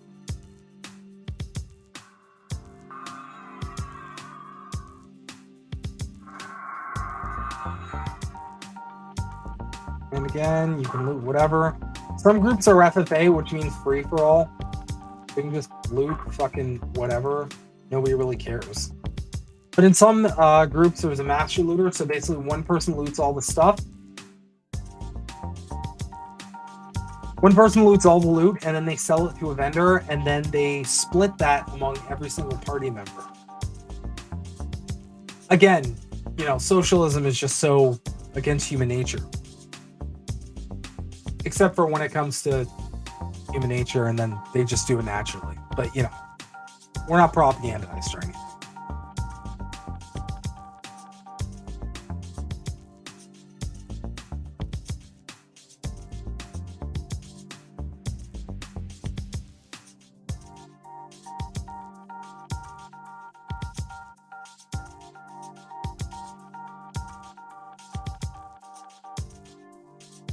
By the way, I'd just like to thank everybody for tuning in. This is my first time ever hosting a stream on Indie News Network, and it's a very eclectic topic. Gaming. Oh fuck, that guy's almost dead. No. Fuck. Oh god damn it. I got distracted and let someone die. Oh no.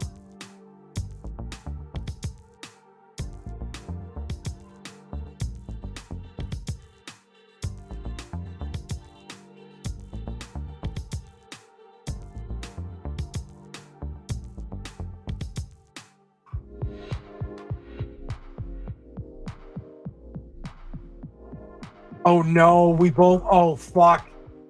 It was Shane ADHD. Bad time to look up and answer. Oops.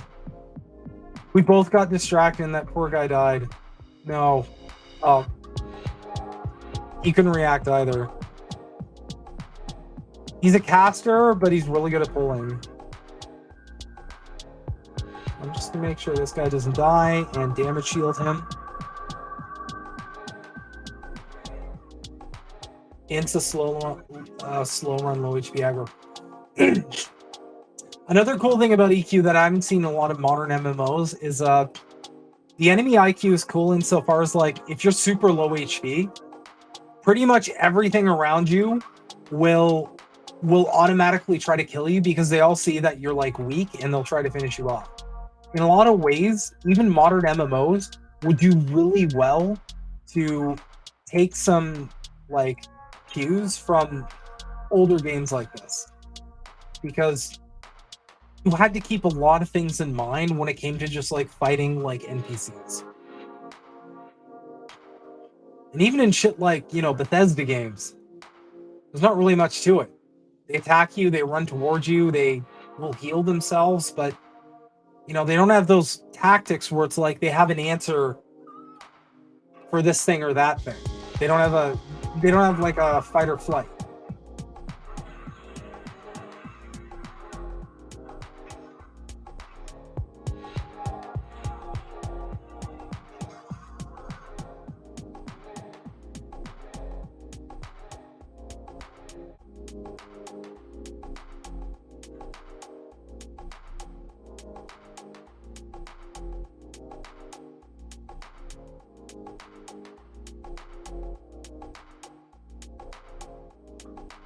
So if y'all are interested, this is a pretty cool game to get popping there.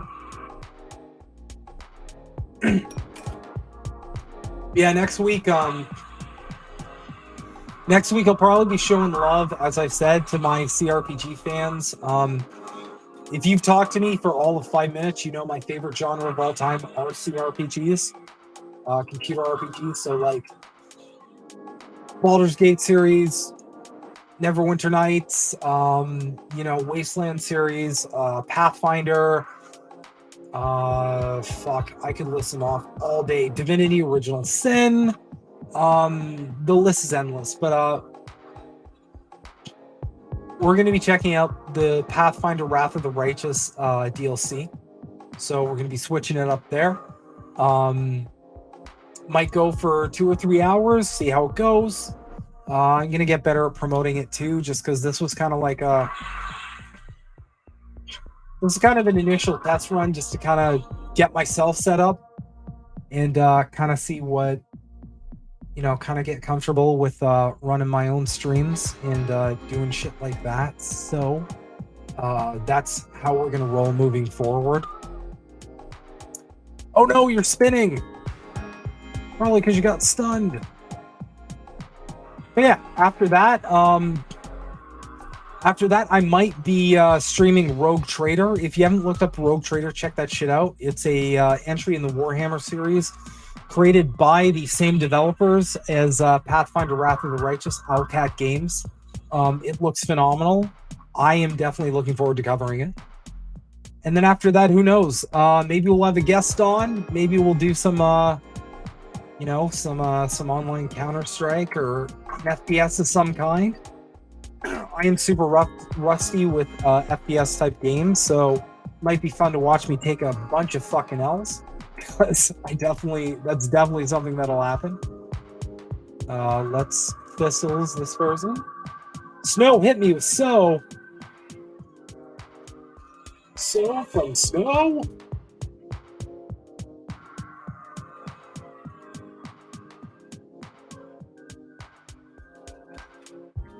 So we just hit the crack pipe.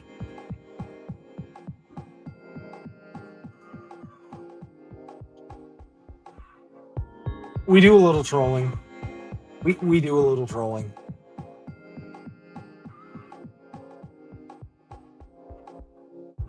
Oh shit, I got no mana. I gotta sit my ass down. Am I the only... No, I'm not the only heals. We got a cleric. You gotta... A good rule of thumb too, if you're a caster, is make sure you keep your group posted on what kind of... How much mana you have. Your blue bar here. Because, like, that'll kind of inform the rest of the group how they should act. So if someone's pulling mobs non-stop and you have no mana and you're a healer, you should be like, I don't have any mana. They'll stop and wait for you to get your mana, because if they pull a bunch of mobs and you don't have any mana to heal them, tank's gonna die, you're all gonna die, you lose experience, you lose your corpse. People will yell at you and call you all sorts of names like Stinky. I've been called Stinky so many times. At least once. But hold on, let me just check. Oh shit.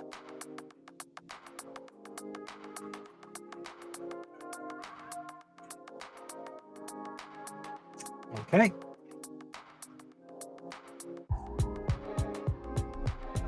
All right, so I'm getting a bit of mana. Need a bit. Whoa. Okay, now who wanted so is short for Spirit of Wolf. You'll learn what that means very fucking quickly. I promise you. Because everybody wants it. Who wanted this? The Thori and okay, so the tanks, obviously they want Spirit of Wolf because they're pulling. That is useful because Spirit of Wolf means that you can get mobs and you can outrun them, meaning they won't be hitting you the whole time you're running back. So it's mechanics like that. And then if you're interested in playing, also hit me up. Snow Himbo on here. If you make a character, hit me up. I'll come hang out. Maybe I'll make a character and level for you a bit. I also got a druid, so I can help power level if if you feel like this is a game you might enjoy, it might speak to you. You like that retro shit and you like role-playing games, this is pretty good. The people are usually really good players. It's really rare that you find someone that really fucking sucks, at least when compared to like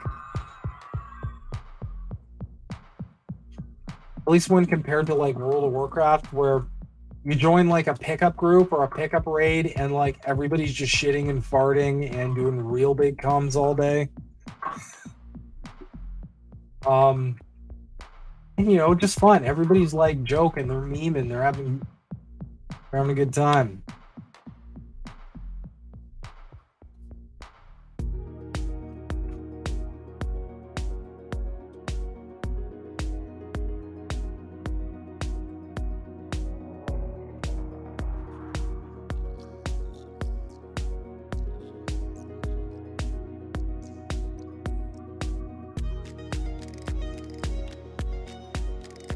And yeah. Playing a healer, you're always going to want to keep your eye on those health bars. Make sure they're tip top. Yeah. This is pretty much the EQ experience.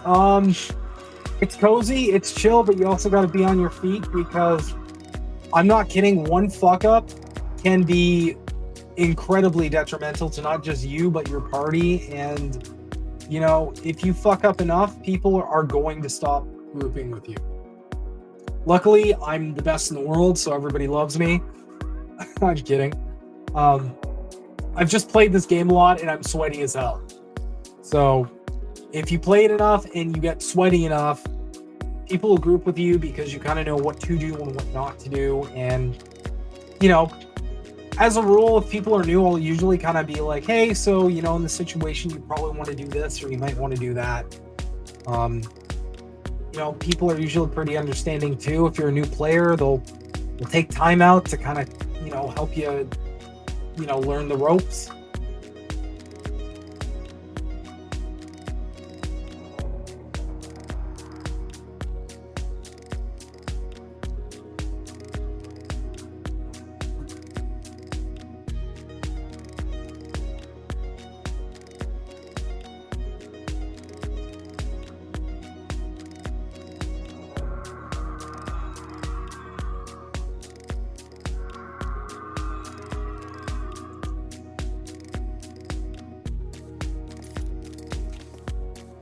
I'm jamming with this. I really am. I'm jamming with this shit.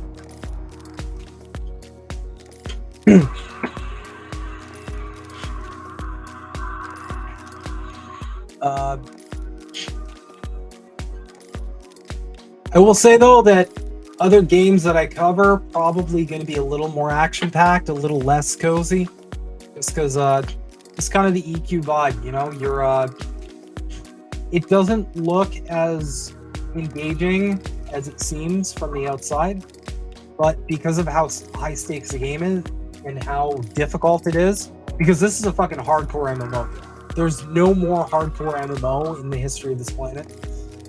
People like cozy. People like, okay, everything's going well. We're progressing. Oh, is that a mushroom person? Why? No!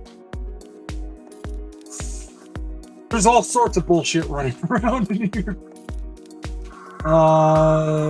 Alright, so...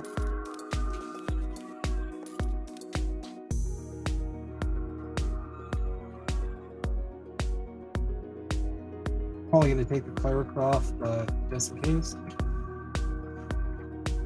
Yeah, when everything's going normal, that's someone mushroom doing mushrooms.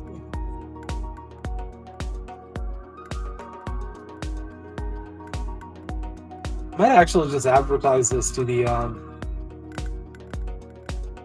server.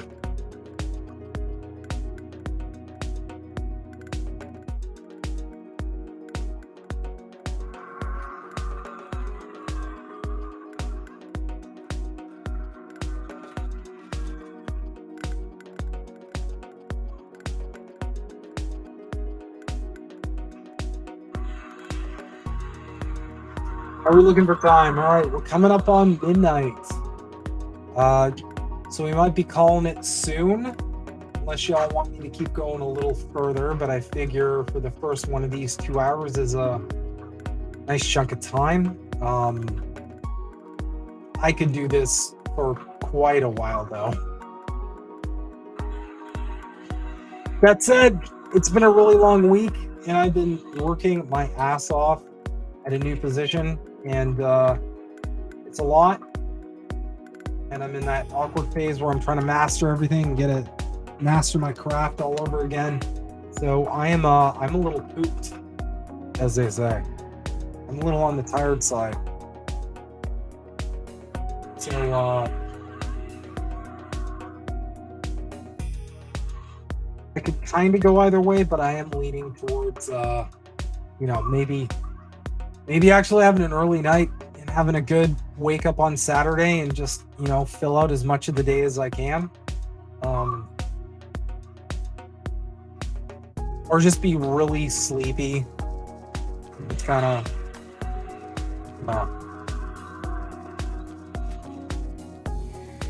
be lazy fucking this group. It probably won't be a lazy fucking this group.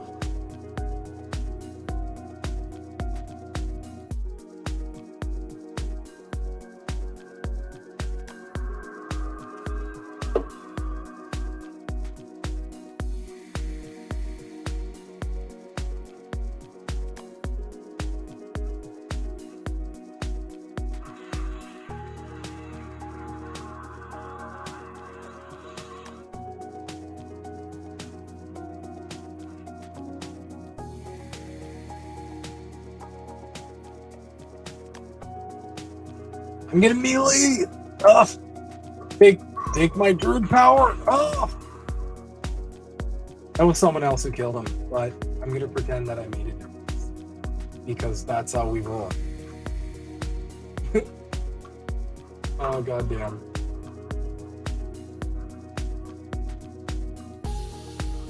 And yes, ghouls for some reason sound like chickens. I'm not sure why.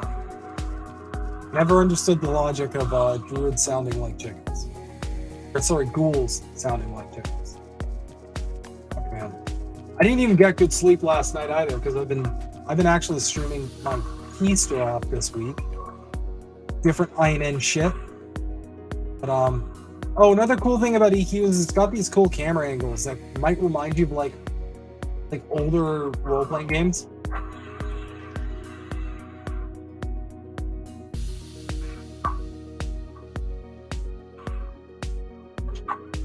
I know it's definitely a nostalgia factor, but like,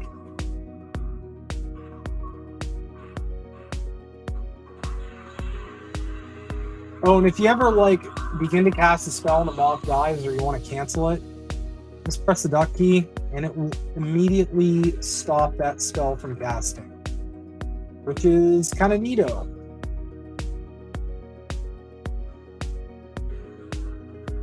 And again, I don't think this group has any fucking order when it comes to looting, so I'm just gonna... It's probably my OCD, but I can't stand seeing fucking corpses around. It drives me insane.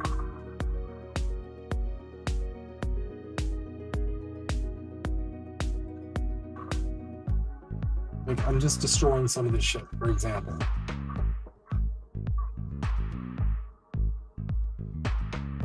Oh, here we go! Here we go!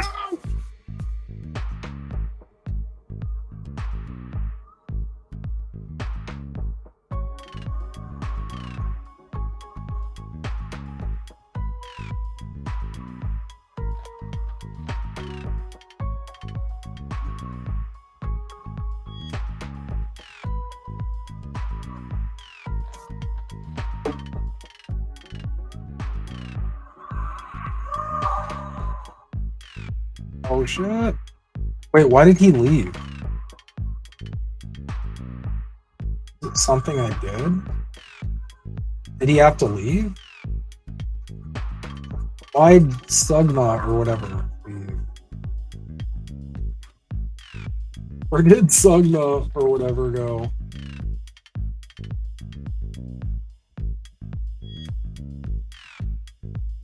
Sugma.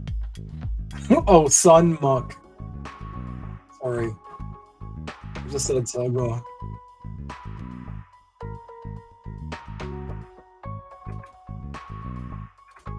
Yeah, this game's like really chat oriented too. Like,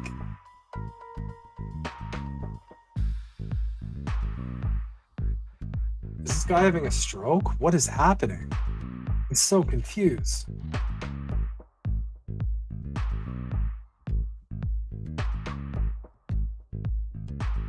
Okay, I guess we're back.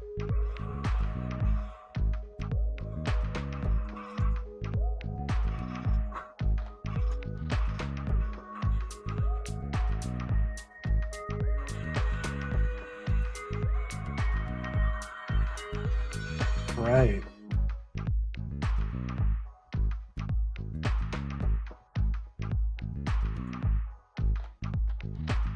I don't know why they're spamming hail.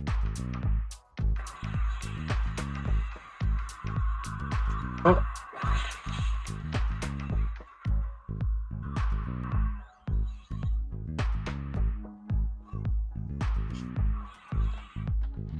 Look at that absolute babe. Yeah, you got, you know, like I said, it's a Halloween. You've got like thriller zombies, and this is like a way high level, by the way. Like I told you earlier, when you consider when something's way higher level than you, it just says, "Scowls at you, ready to attack. What would you like your tombstone to say?" Oh, fuck, it rooted me too. So that's a really easy way to say like you're gonna get fucked up if you fight this thing. Like it's resisting my spells. Because our group is so bomb, it doesn't matter. We just dropped her. She fell over like a sack of undead potatoes. Nice work, Brad. You nailed that one.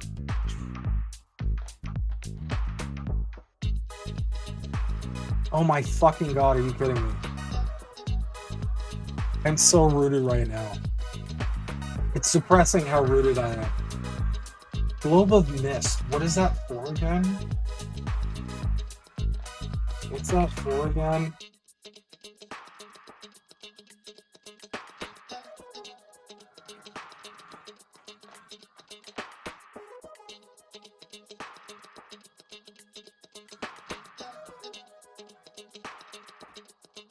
By the way, if you're just like fog-brained or your brain is much, just own it. Just tell your group. I do all the time. They'll understand. You know, this is like an older crowd too, so I kind of get, you know, like, yeah, you know, my memory is not the way it used to be. Mage headpiece. Soul Temple.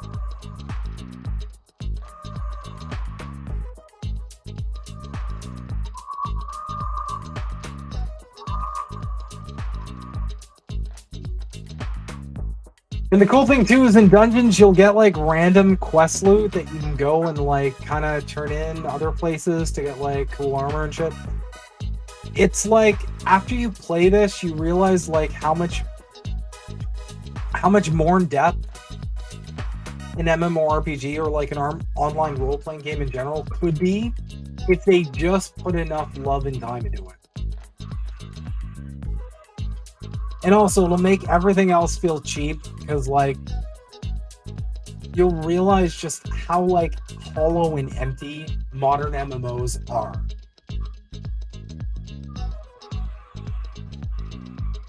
So...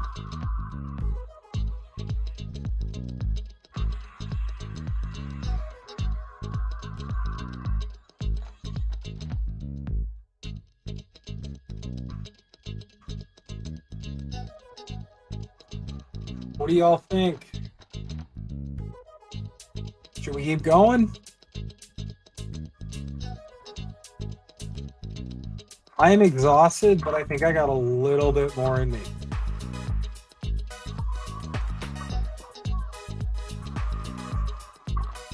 Especially because I'm looting all this cool shit. I should probably damage shield that person. I'm gonna damage shield our tank in like a hot minute. Just because my mana pool has been garbage. Oh, and this is a cool thing. If you type /ran 100 or like 500 or whatever, the way people determine like loot that nobody needs really, you're just like, you're gonna grab it and sell it, but it's gonna take like some time because you gotta sell it to a player, is you just kind of roll the dice and whoever lands the highest number kind of gets it. So it's like super democratic. So again, two things that that EQ has that real life doesn't have. One, democracy, and two, socialism. So right there, you should already be on board. Like it's an actual democracy. You decide as a group. Imagine that. I'm just saying, I don't remember having my opinion asked on, like, should my tax money go to bombing hospitals? And it has been going to bombing various hospitals my whole life. So I don't remember ever having a say in that. And regardless of my vote, it seems to keep happening. So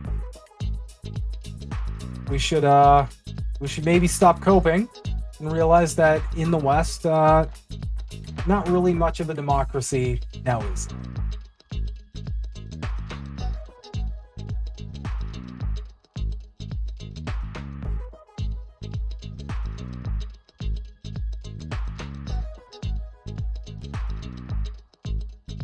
Did they make? No.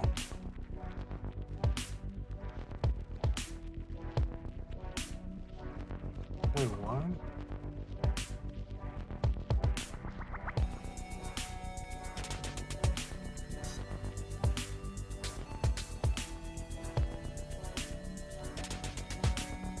We do a little trolling.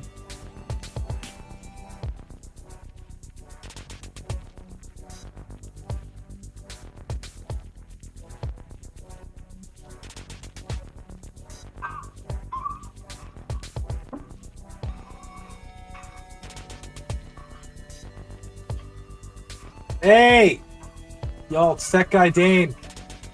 If you haven't followed him, go check him out. He has a really awesome interview with the with one of the voice actors from Baldur's Gate 3. It was bomb. Dane, this game came out in 1999. So I don't think you were born at that point in time. Were you born yet? I don't think you were born yet.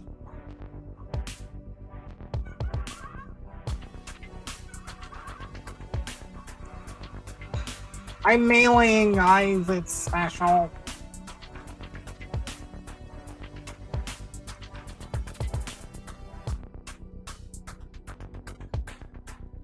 I was born in 90.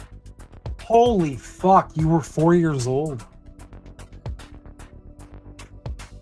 Actually, to be fair, I was 14. So. Oh my god, I was 14. Wait, no, I was... Hold on. I just fucked up a bunch of math. Give me a sec. No, you were 4 years old. No, I would be 14. Okay. Oh my god, I was 14 when I played this game. What kind of loser nerd plays EverQuest at 14? This guy. I was in grade what? Jesus Christ, like grade 8 or some shit. I was in... This is how sweaty we were back in the day. My friends and I would fucking... We would go on the school's, like, library computers and go to everlore.com and we would, like, plan out, like, dungeons we'd go to when we got home from school. That was my middle school life. It was always over for me. There was never any hope. But I was doing that while also, like, playing on the rugby team, so I was kind of like a hybrid class, I guess. Nerd / jock. But it was weird, I was, like, cool with both groups, but they never mingled and they hated each other. I was, like, this weird guy in the middle. It was, like, this, like, bridge between, like, That was weird. I'm weird now, possibly weirder, but I was weird back then too. Is I guess where I'm roundabouting to here. Ugh, targeting in this game sucks. It's so bad.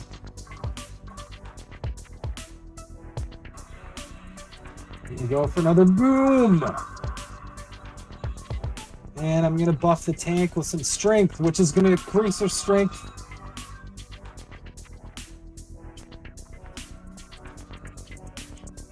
Why is there a player that's like 2 feet tall? Bro. That's a dwarf.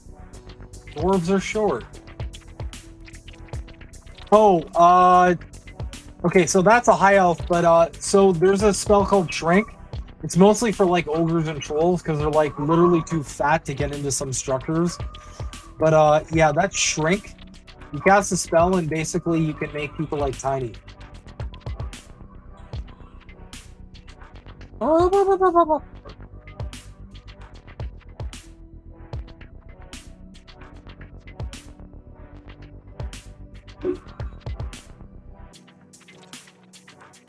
Biggity. Yes, I'm 5 years old.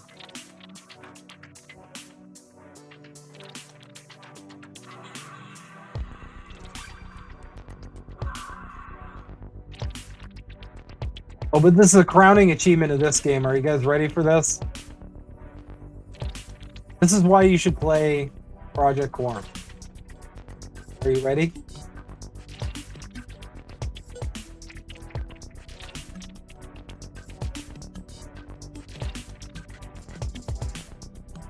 That's right, y'all. You can fucking teabag.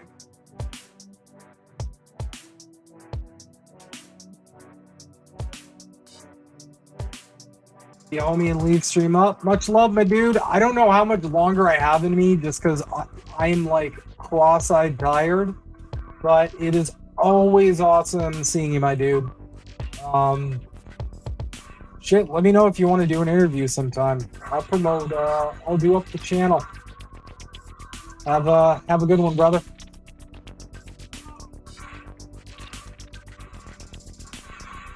Oh, we killed him. What the fuck is this? Bone chips? Oh my god. Guys, just fucking loot everything. Who cares?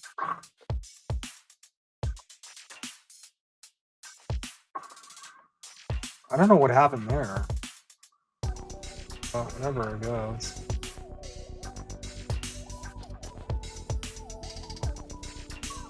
To be perfectly honest, I'm looting all this shit because in one level, I have to pay for my level 19 spells, and all this currency I have is going out the window. This is not going to cover my level 19 spells. I am fucked. I am fuckle fucked. That's not even a phrase, but I'm going to use it. I only got 1210. All right. I'm going to see how I feel at 1230.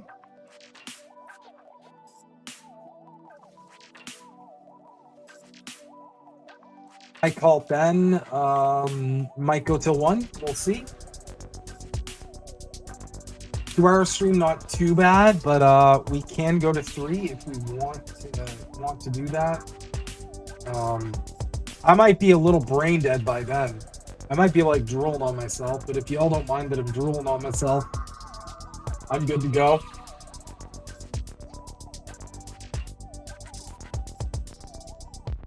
I will say the experience has slowed down. Well, I'm about halfway. I mean, it's not great, but it's still decent. As you can see, like, experience isn't too bad. Like, I'm level 18, and once you get into a group, like, you know, I'm almost halfway through my level. I gained 2 levels today, literally. So, like, it doesn't take too long. You just have to find good groups, and you have to make, like, connections. Like, a lot of these people I grouped with before, so, like, I kind of automatically get into the group, because it's like, you know, I'm kind of vetted in a way. They know I'm like good for, you know.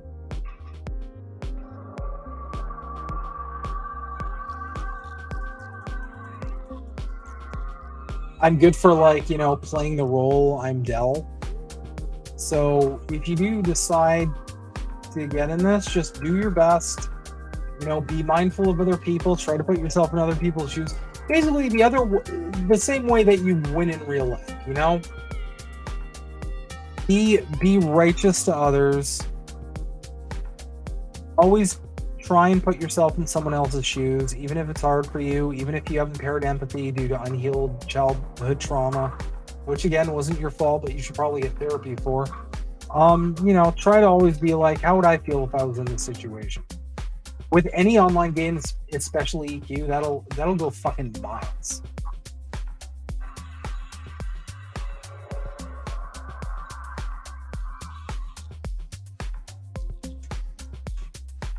Also, yes, the reason why everybody else's gear looks better than mine is because they have really awesome gear and mine is dog shit.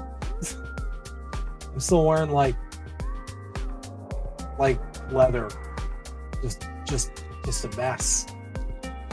I got this today. So I get a bit of mana, a bit of save versus fire and save versus magic, so some magic resist, that cool. That we like.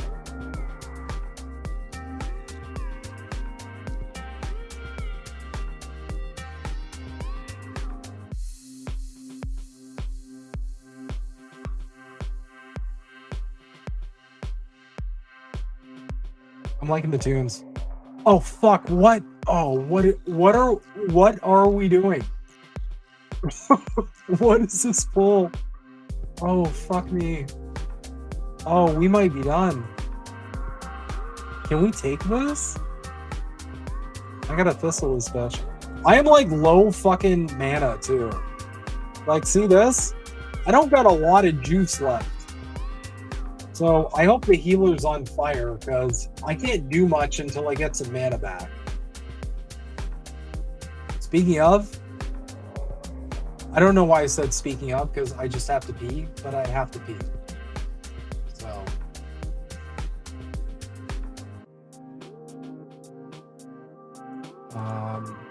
One sec. I'm still getting used to these.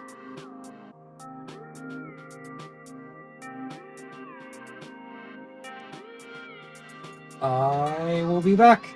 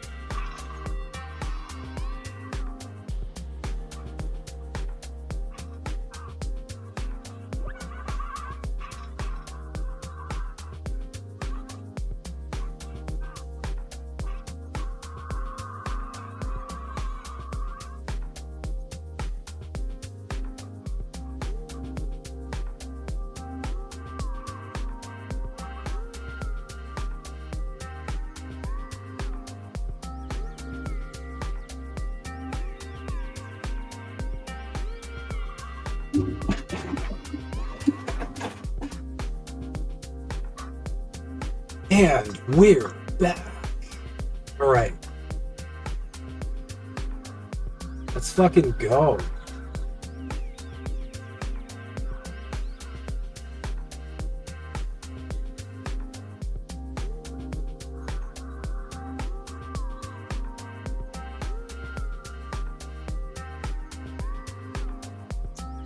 Yeah, I'm not gonna lie, I'm a pretty big fan of Restream. Liking this. All right, let's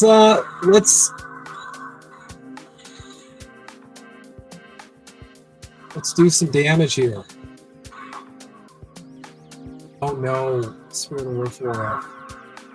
So if you ever have to go AFK, by the way, just scroll up quickly to see if your group said anything. But more importantly, you should not be like me and make another window just for your group speak. Cool thing too is you can make as many windows as you want, really. New chat window, like you make new chat windows and then just filter it to whatever you like. Eventually I'll probably have like one window for guild chat and another window for group chat and another window for like melee damage and another weapon window for like spell damage, and you know, you can get real sweaty with it. You get like aggressively sweaty with it. All right, y'all. I'm probably gonna call it at 12:30 just because, like, I'm not gonna lie, I'm pretty beat.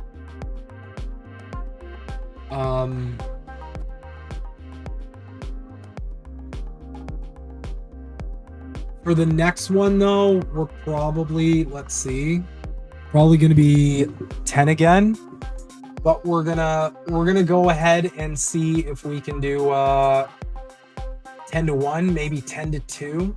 We're gonna really get into it. We're gonna get deep into it.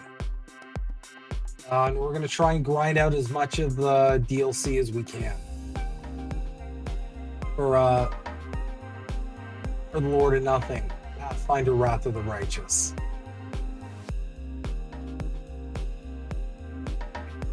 So we're gonna get all up in that. Should be a good time. Thank you a ton to everybody who came out and kind of helped me pop my cherry, so to speak, with the first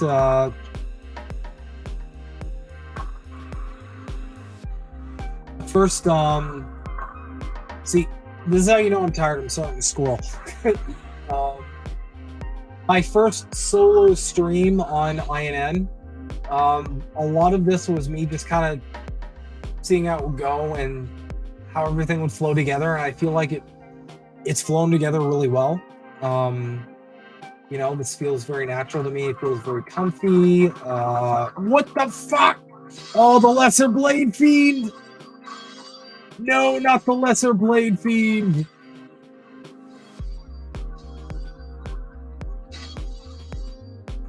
Consider you're 90% AFK until people wake up.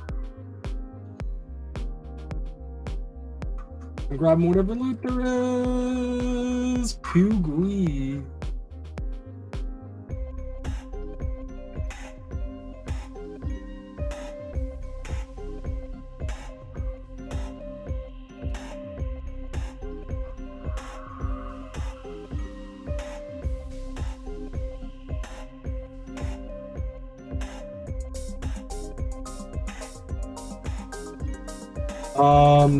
Yeah, I appreciate y'all coming in and showing your support. I really want to keep doing this moving forward.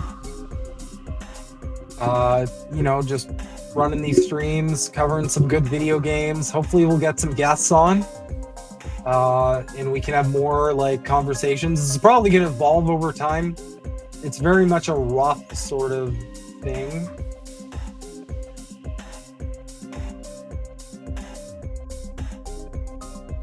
For now, at least.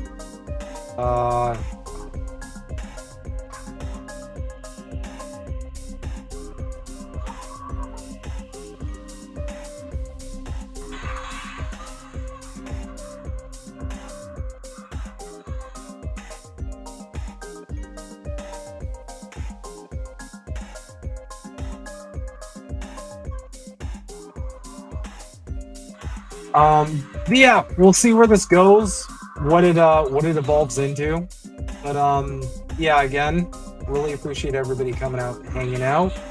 I know this was like a largely experimental thing. And I know it's kind of outside of the normal scope of INN, like the network in general. You know, it's video games, it's not, you know, covering political stuff or work stuff or, you know, any of the stuff I normally do, but I did want to kind of do something that kind of shows this side of me, the side that's really passionate about like gaming and you know, just kind of,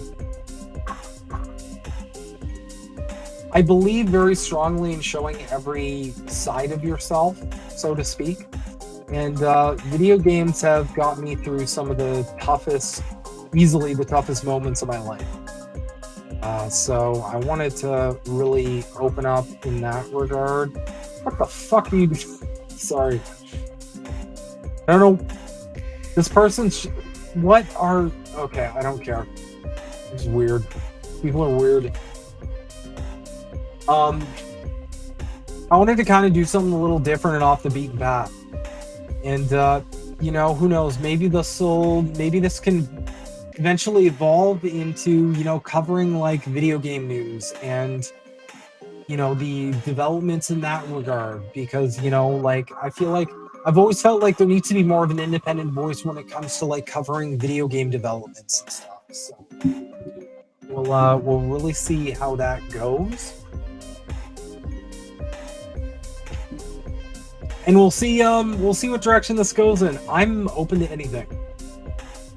All I know is I love gaming, and I have fun kind of sharing that with other people. If any of you guys wanna, like I said, have an idea for a game to cover, please shoot me a DM or, you know, get at me in the Bird app or leave a comment. You know, and if you want to play something too, I'm open to playing games with others. Well,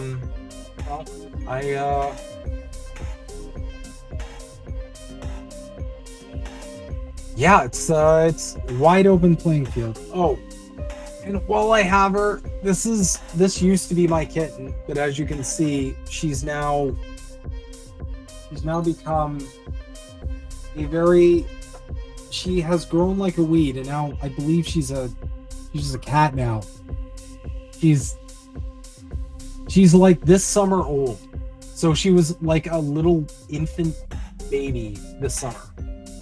Now she's like this size. What are you trying to do? I help you? Get done.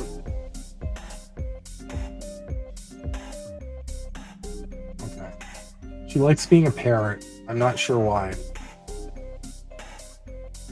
She just likes chilling on my shoulder like a weirdo. Not off. Thank you. No, you're not. No, we're not going to fuck up Brad's work with you. You can. Here we go. Here we go. Here we go. What a dingo.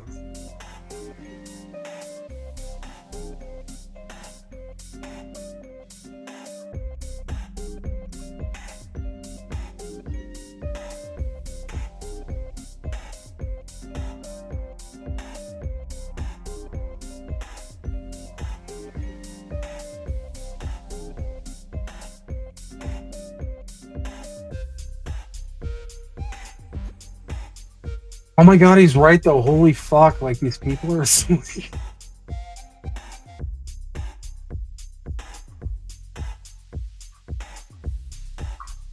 I don't care though. I'm getting that level tonight.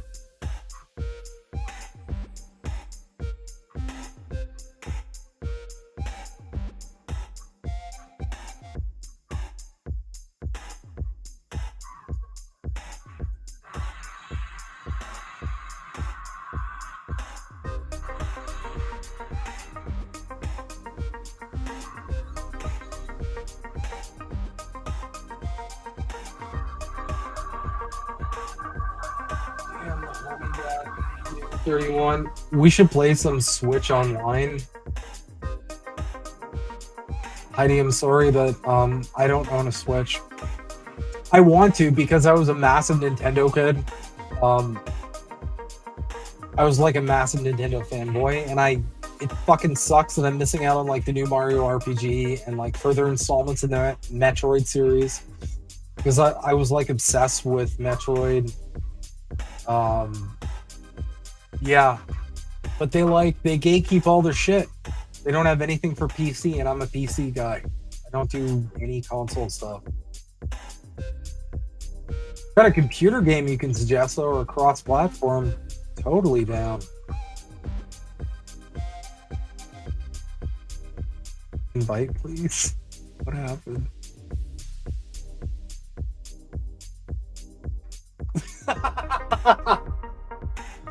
Spoil about EQ2. If the group's bad, some people just leave. They're like, I can't fucking do this anymore.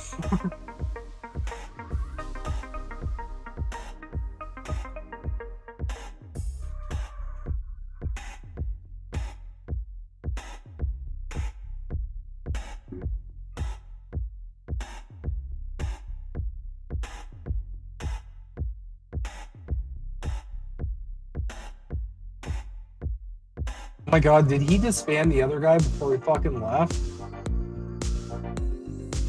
That's so funny. Oh my god. That's so... Y'all, that's so funny. I feel a little bad.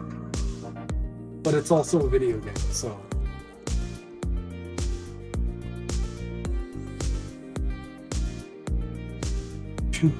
Too bad. Is this rusty? Yeah, I don't care. Just loot your fucking corpses. Get these stupid things off the ground. Jesus.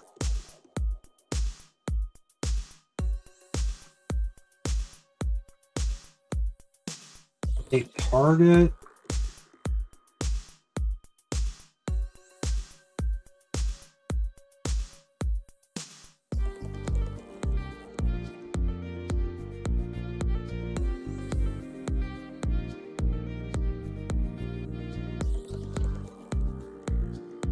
That's so funny. Oh yeah, and like this is the campiest. It's a giant ghost dwarf with like a decapitated head. That's what I'm talking about. Like this game is this fucking campy with the like Halloween goofball bullshit. Fighting games that take a decent bit of skill. Listen, I rocked For Honor for 4 seasons, so I get fighting games that take skill. I've also been playing the MK series my whole life, so I'm down with that. Fighting games, that's a good time. I just got the old man reflexes, you know? I'm in my late 30s, so I can't react like a sweaty 12-year-old anymore.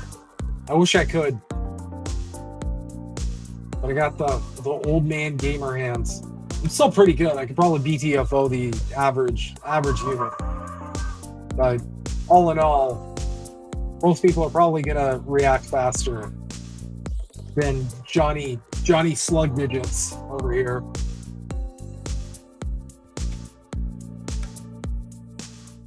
Four car battle master. I want to just loot this for fucks and giggles, but I don't need it. It's the same ratio, I think, as... No, it's a worse ratio. I'm not looting this. It's dog shit. Oh my god. Oh.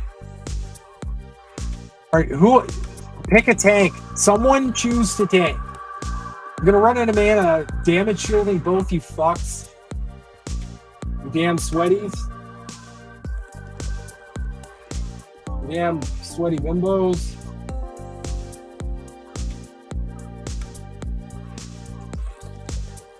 Alright. 28 off. Alright, let's blow these guys! Up. Blow these guys up. Let's blow these guys up.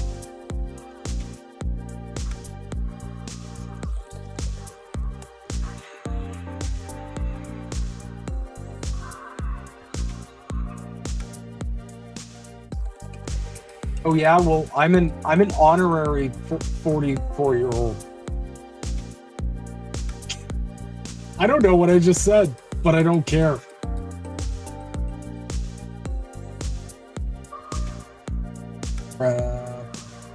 Crab. What's up, Greg? You're out drinking right now. You're out drinking when you could be here enjoying these sweet these sweet graphics and riveting gameplay of standing in the same room in a group that's so bad that someone not only left, but they removed another person from the group before they left. Fuck me. God damn. That's just sad. All right, I gotta take control. Do we want to grab one more, or because like this group is sleepy? They're getting sleep. I get it because I'm getting sleepy and cross-eyed too. But it's like at some point you have to take the initiative. I mean, like, okay, who's like directing the group? Is nobody directing the group? Okay, I'll direct the group.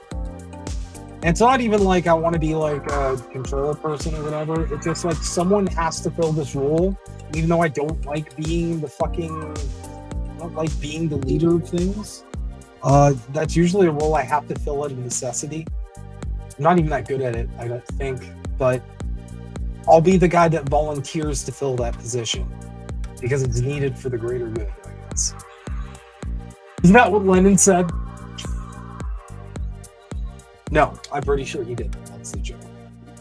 In case someone's like, actually...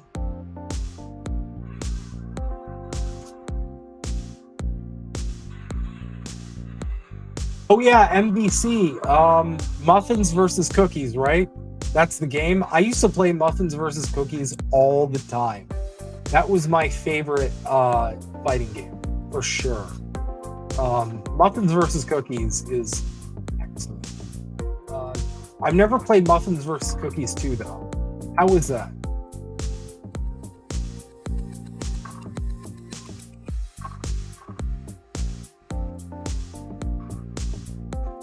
That whole thing was probably only funny to me. So, you're all welcome. No, Marvel vs. Capcom is good stuff. I have not played Mortal Kombat 1 yet, and I'm dying to because it looks fucking crazy. Although apparently they've got like some weird timeline shit going, kind of like Marvel, where it's like the game's in a different timeline or something, or like everything's different. I'm not gonna lie, I don't like different timeline shit because it feels like people can just be as lazy as they want with like storytelling and like lore because they can just like make up endless timelines for whatever like bullshit they feel like writing about. That's just me though. It's a fighting game, so like the lore really doesn't matter that much. All right, we're gonna try to make it to 1, but if like if I start getting real sloppy, we're gonna call it. It was addicting back in the day. Of course, muffins and cookies are... Okay, I'll stop. Sorry.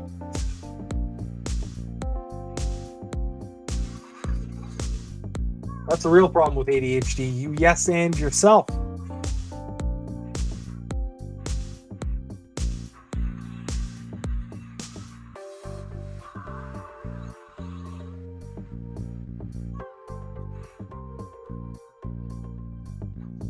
Heidi, do you play any role-playing games? Or are you playing any recently? Sorry. I remember we talked about this.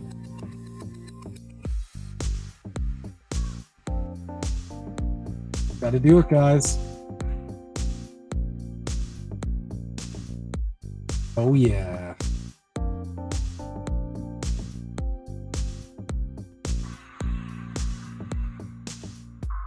Fuck! It died before I could cast a spell.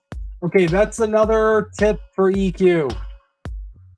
Be mindful of your cast time, the damage you do, and the enemy's HP, because if it dies before you can cancel the spell, you will fucking waste mana and just nuke a corpse. And the game will not hold your hand and cancel the spell for you. You will just waste mana and feel like a dumbass.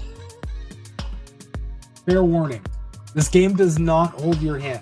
If you're a dumbass, you will get punished endlessly for fucking ever. Mario RPG. Yo, that was one of my favorite games as a kid. My buddy Mike and I... Cookies. The funny thing is, it was made back in the 90s.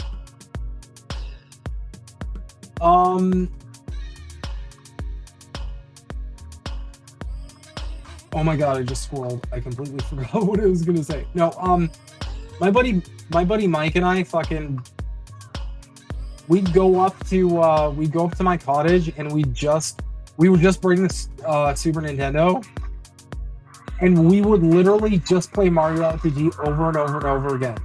We must have replayed that game like 10 times. And the weird thing is, as a kid, like, you never got bored of playing the same game if it was good enough.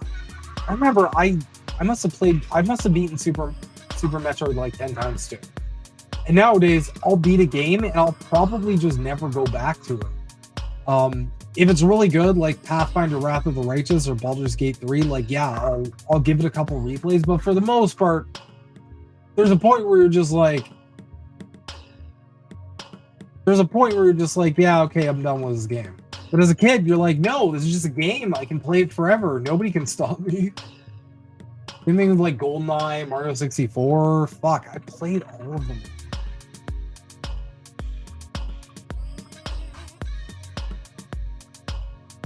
I had the patterns for Dragon's Lair memorized. Fuck, dude, so did I.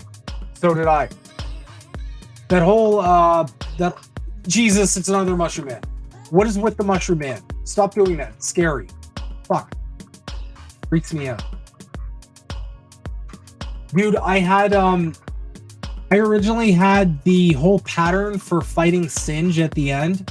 When Dirk finally gets to, like, the gold room, I'd written, like, the pattern down on, like, a napkin. That's the only way I could beat him, because every time I'd lose, I would, like, change the pattern and figure out, like, okay, you do this, do this, do this, do this. That's the only way I beat that game.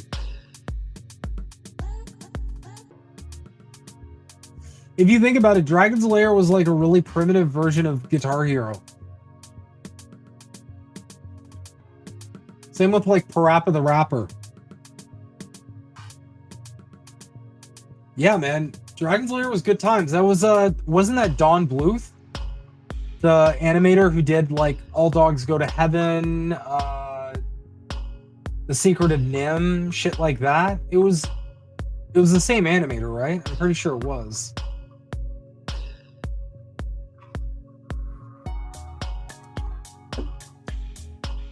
And yeah, I hear Metroid Dread's fucking amazing.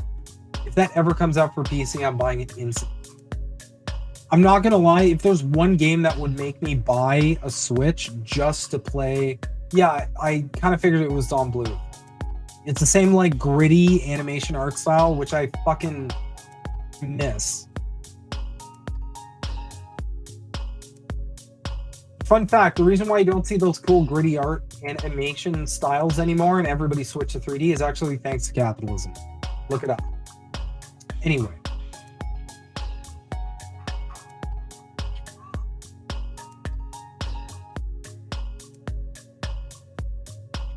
And yeah, I loved, fuck.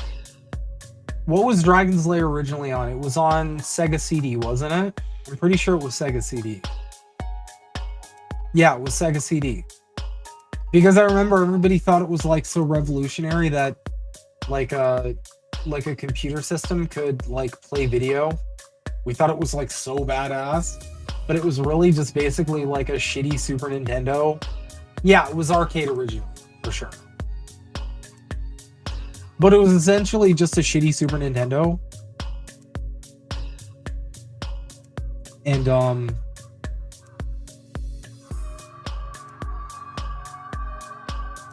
and it could just, like, because it was CD, you could just play the shit from the CD. Man, we had some funky video game console systems growing up. Oh, look at that. That's pretty good, though. Invite who?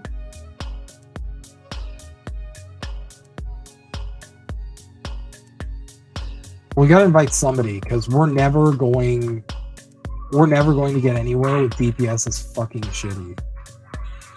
Alright, here we go. Oh, good. Okay. I'm the leader of the group now. Now we're cooking with evil guys. Yeah, it was PC too. I remember that.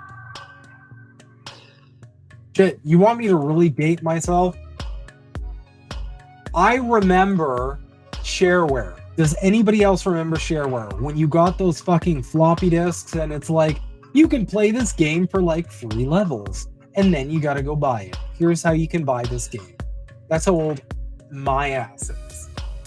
I remember the demo floppy disks that I put into my DOS like a sad ancient child. And I was begging my dad to buy full games for the shareware that he brought home from his fucking work. Oh Lord, we are dinosaurs, y'all.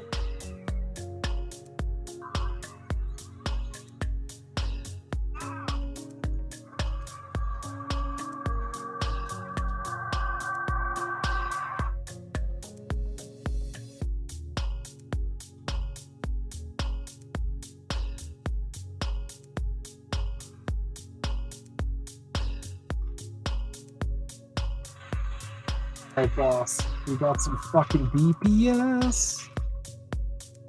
I can barely walk. How encumbered am I? Oh my god, it's 140.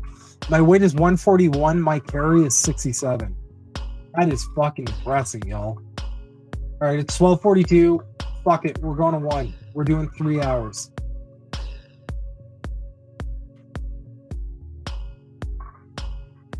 So at the 1 mark, I really gotta go like crash on the couch or something because I am beyond tired. Like I've been fucking up a bunch of words the whole stream, and not on purpose, and it's just bad. Invite Kinney. Oh, who is this? Wizard. Fuck yeah. Okay, this is a good group. This is a good group. I'm gonna be a little sad to leave this group. We got a good tank. We got a paladin here who, if you're fighting undead, paladins are great tanks because they've got undead spells they can use, and you know they also have like really good armor class and HP and shit, and they can heal themselves in a pinch. They're really good tanks. And then we got a rogue, great melee DPS. Now we got a wizard. Did you really just fucking pull all that? Oh my god. Alright. Looks like we're gonna get in an eye here. Holy fuck. My man pulled half his own. Jesus fucking Christ. Do we have a healer? Am I the only... Okay, Selim's a healer, right?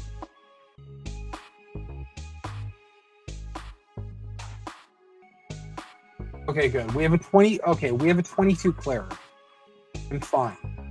I'll just DPS. And to be honest, I'll buff this guy with strength, and then I'll switch to AoEs. Because we don't have any crowd control, like I mentioned earlier, like an enchanter or something. And AoEs, the problem is they fuck up crowd control because they hit a bunch of mobs at the same time, which snaps them out of any kind of like crowd control stuff. And watch this. I'm about to get my ass kicked. Are you guys ready for this? I am about to get a massive beacon.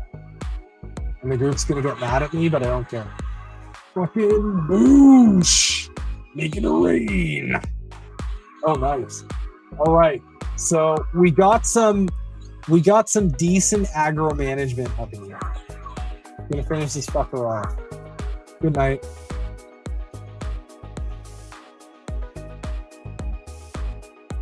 And yes, for the love of God, please loot these fucking corpses.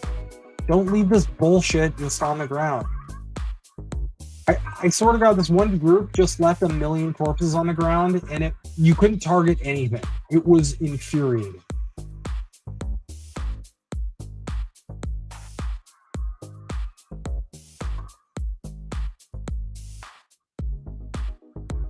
Oh, she needs wizard runes? See what I can do.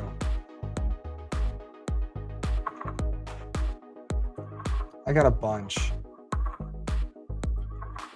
And my golden rule is if someone needs some shit, you just give it to them and that's it. Fuck, I only have one. Alright.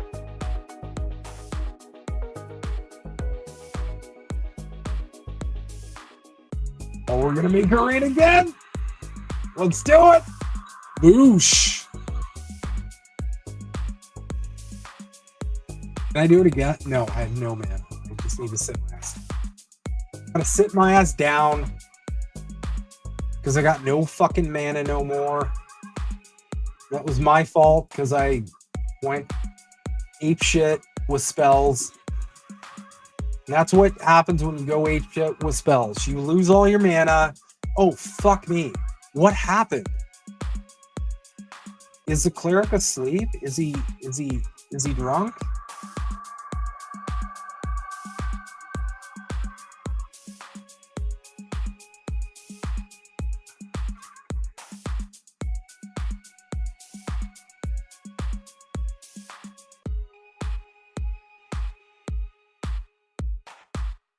We have a 22 cleric.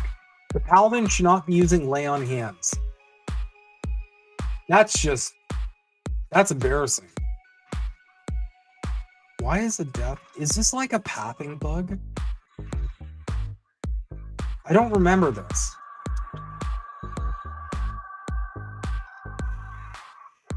All right, so I said yikes, what happened there, and nobody's responding, so I'm gonna just take that as TLDR. Cleric fell asleep and doesn't want to admit cleric fell asleep.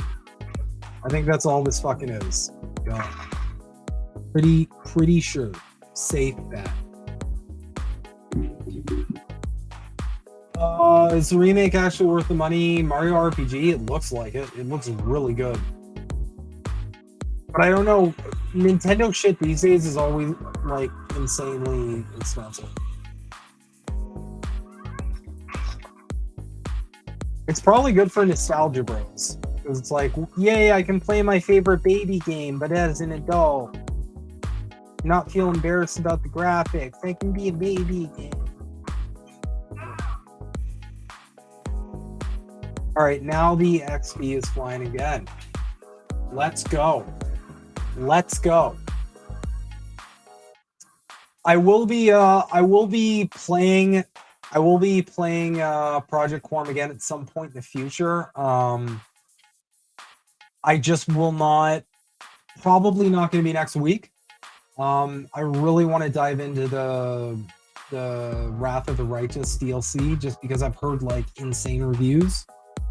And I think it'd be really cool. It's always really fun to be playing like a CRPG with like a group of people.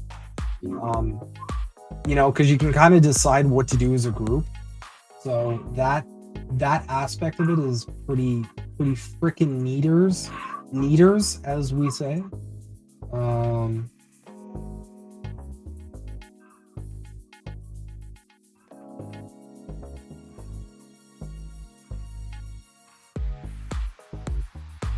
Yeah.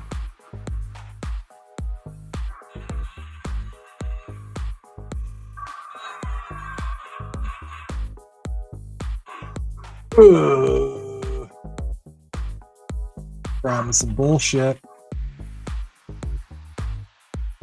Loot this fucking crap. God damn it. This triggers me so fucking hard. Oh, another so, okay.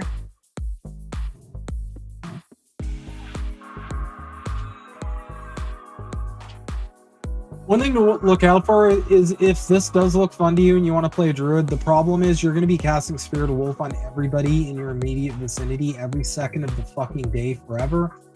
Every single person that sees you will know you're a druid based on your race and your equipment, and they will ask you for Spirit of Wolf all the time. As a druid, you just have to cast Spirit of Wolf on everybody all the time. I don't even ask anymore. I just cast Spirit of Wolf on people just as like, here you go, here's Spirit of Wolf. You probably want Spirit of Wolf, right? There you go. Like, it's compulsive at this point. That's just part of being a druid. Enjoying the teleporting and the being able to do all these different things. I mean, shit, if you gear them right, you could probably tank as a druid. You can do anything with this stupid class. It's goofy and dumb. Oh, another rune. Let's get that to our wizard friend here.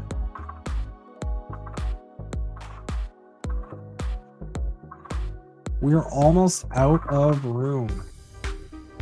Toss that her way. Oh. No group in. Oh, shit. Main room, eh? Let's get MR then. That's bussin', as the kids say. No caps.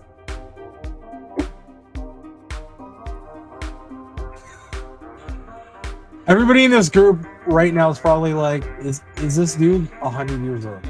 Is this an 100-year-old man? We're grouped with 100-year-old man. Why are we grouped with a 100-year-old man?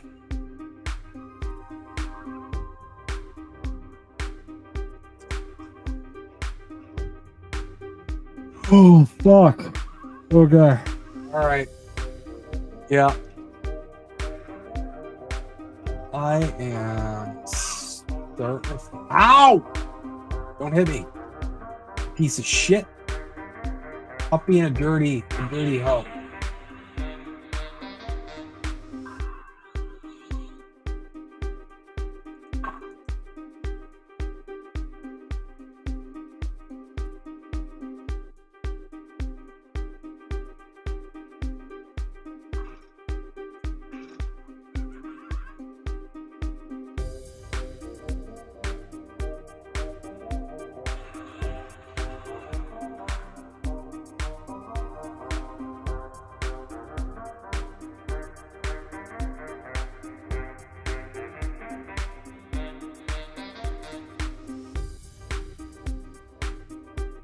All right, y'all.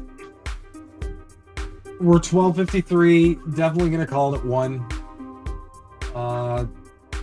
Do this for another 7. Kind of chill, and then yeah, it was a good 3 hours.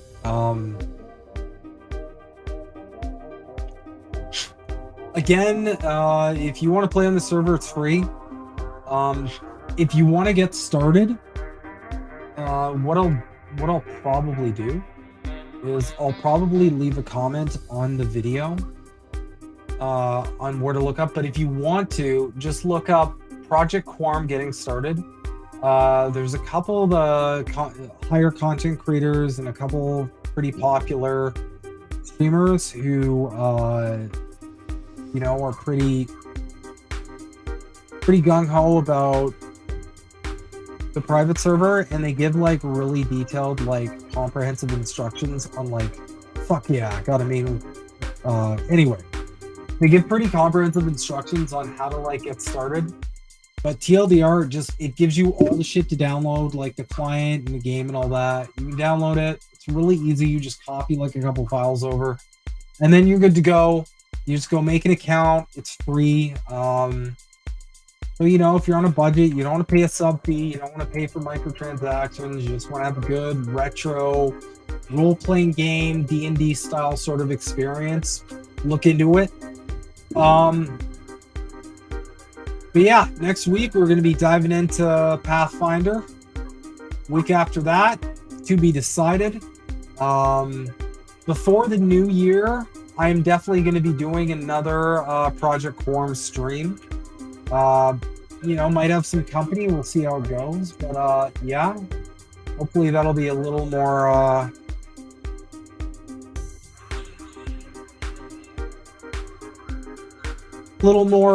action packed, and maybe a little longer. Maybe we'll go for 4 hours.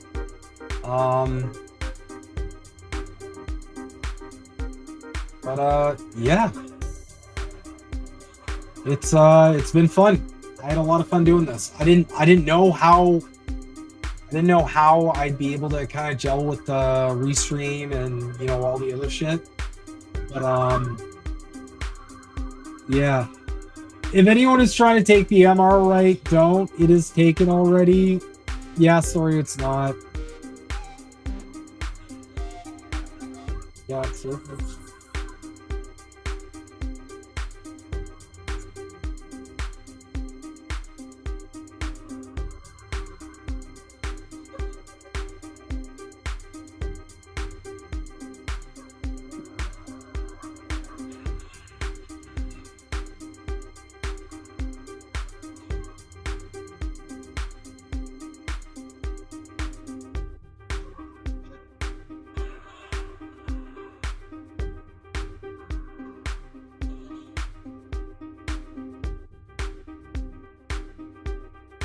Monkey room. Hey, dog came to say hello.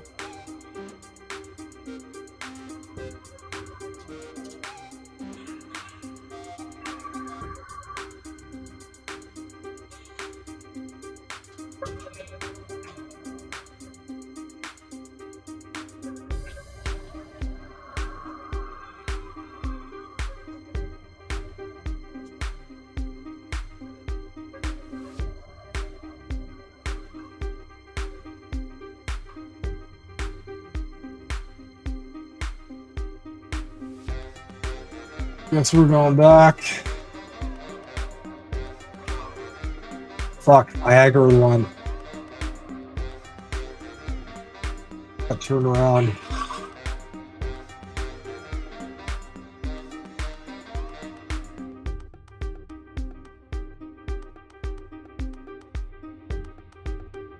Oh my fucking god.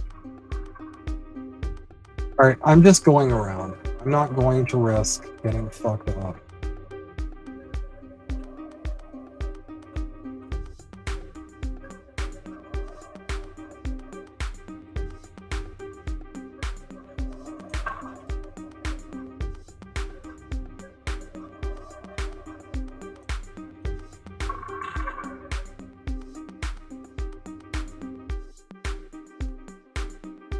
Sorry, my bad.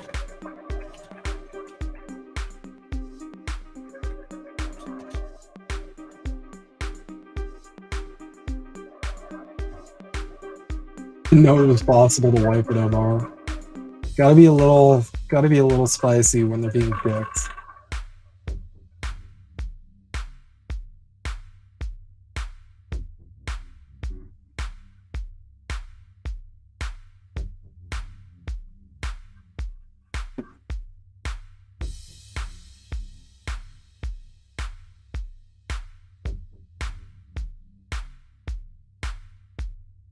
All right, y'all.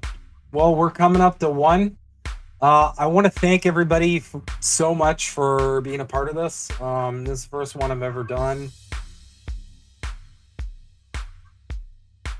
First, first solo stream I've done. First restream I've ever hosted. I kind of had to just create all the graphics and shit on the fly.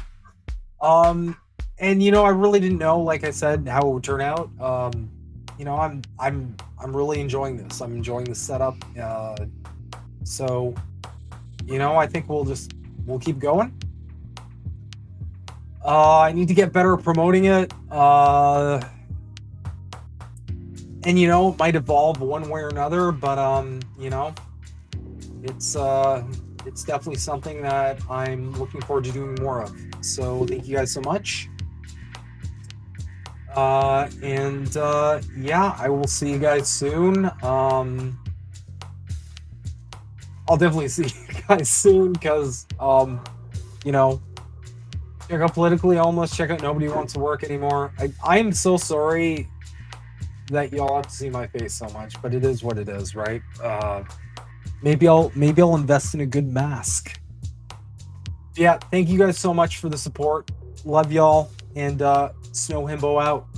Everybody have a great night, and if I don't talk to y'all, have a beautiful weekend.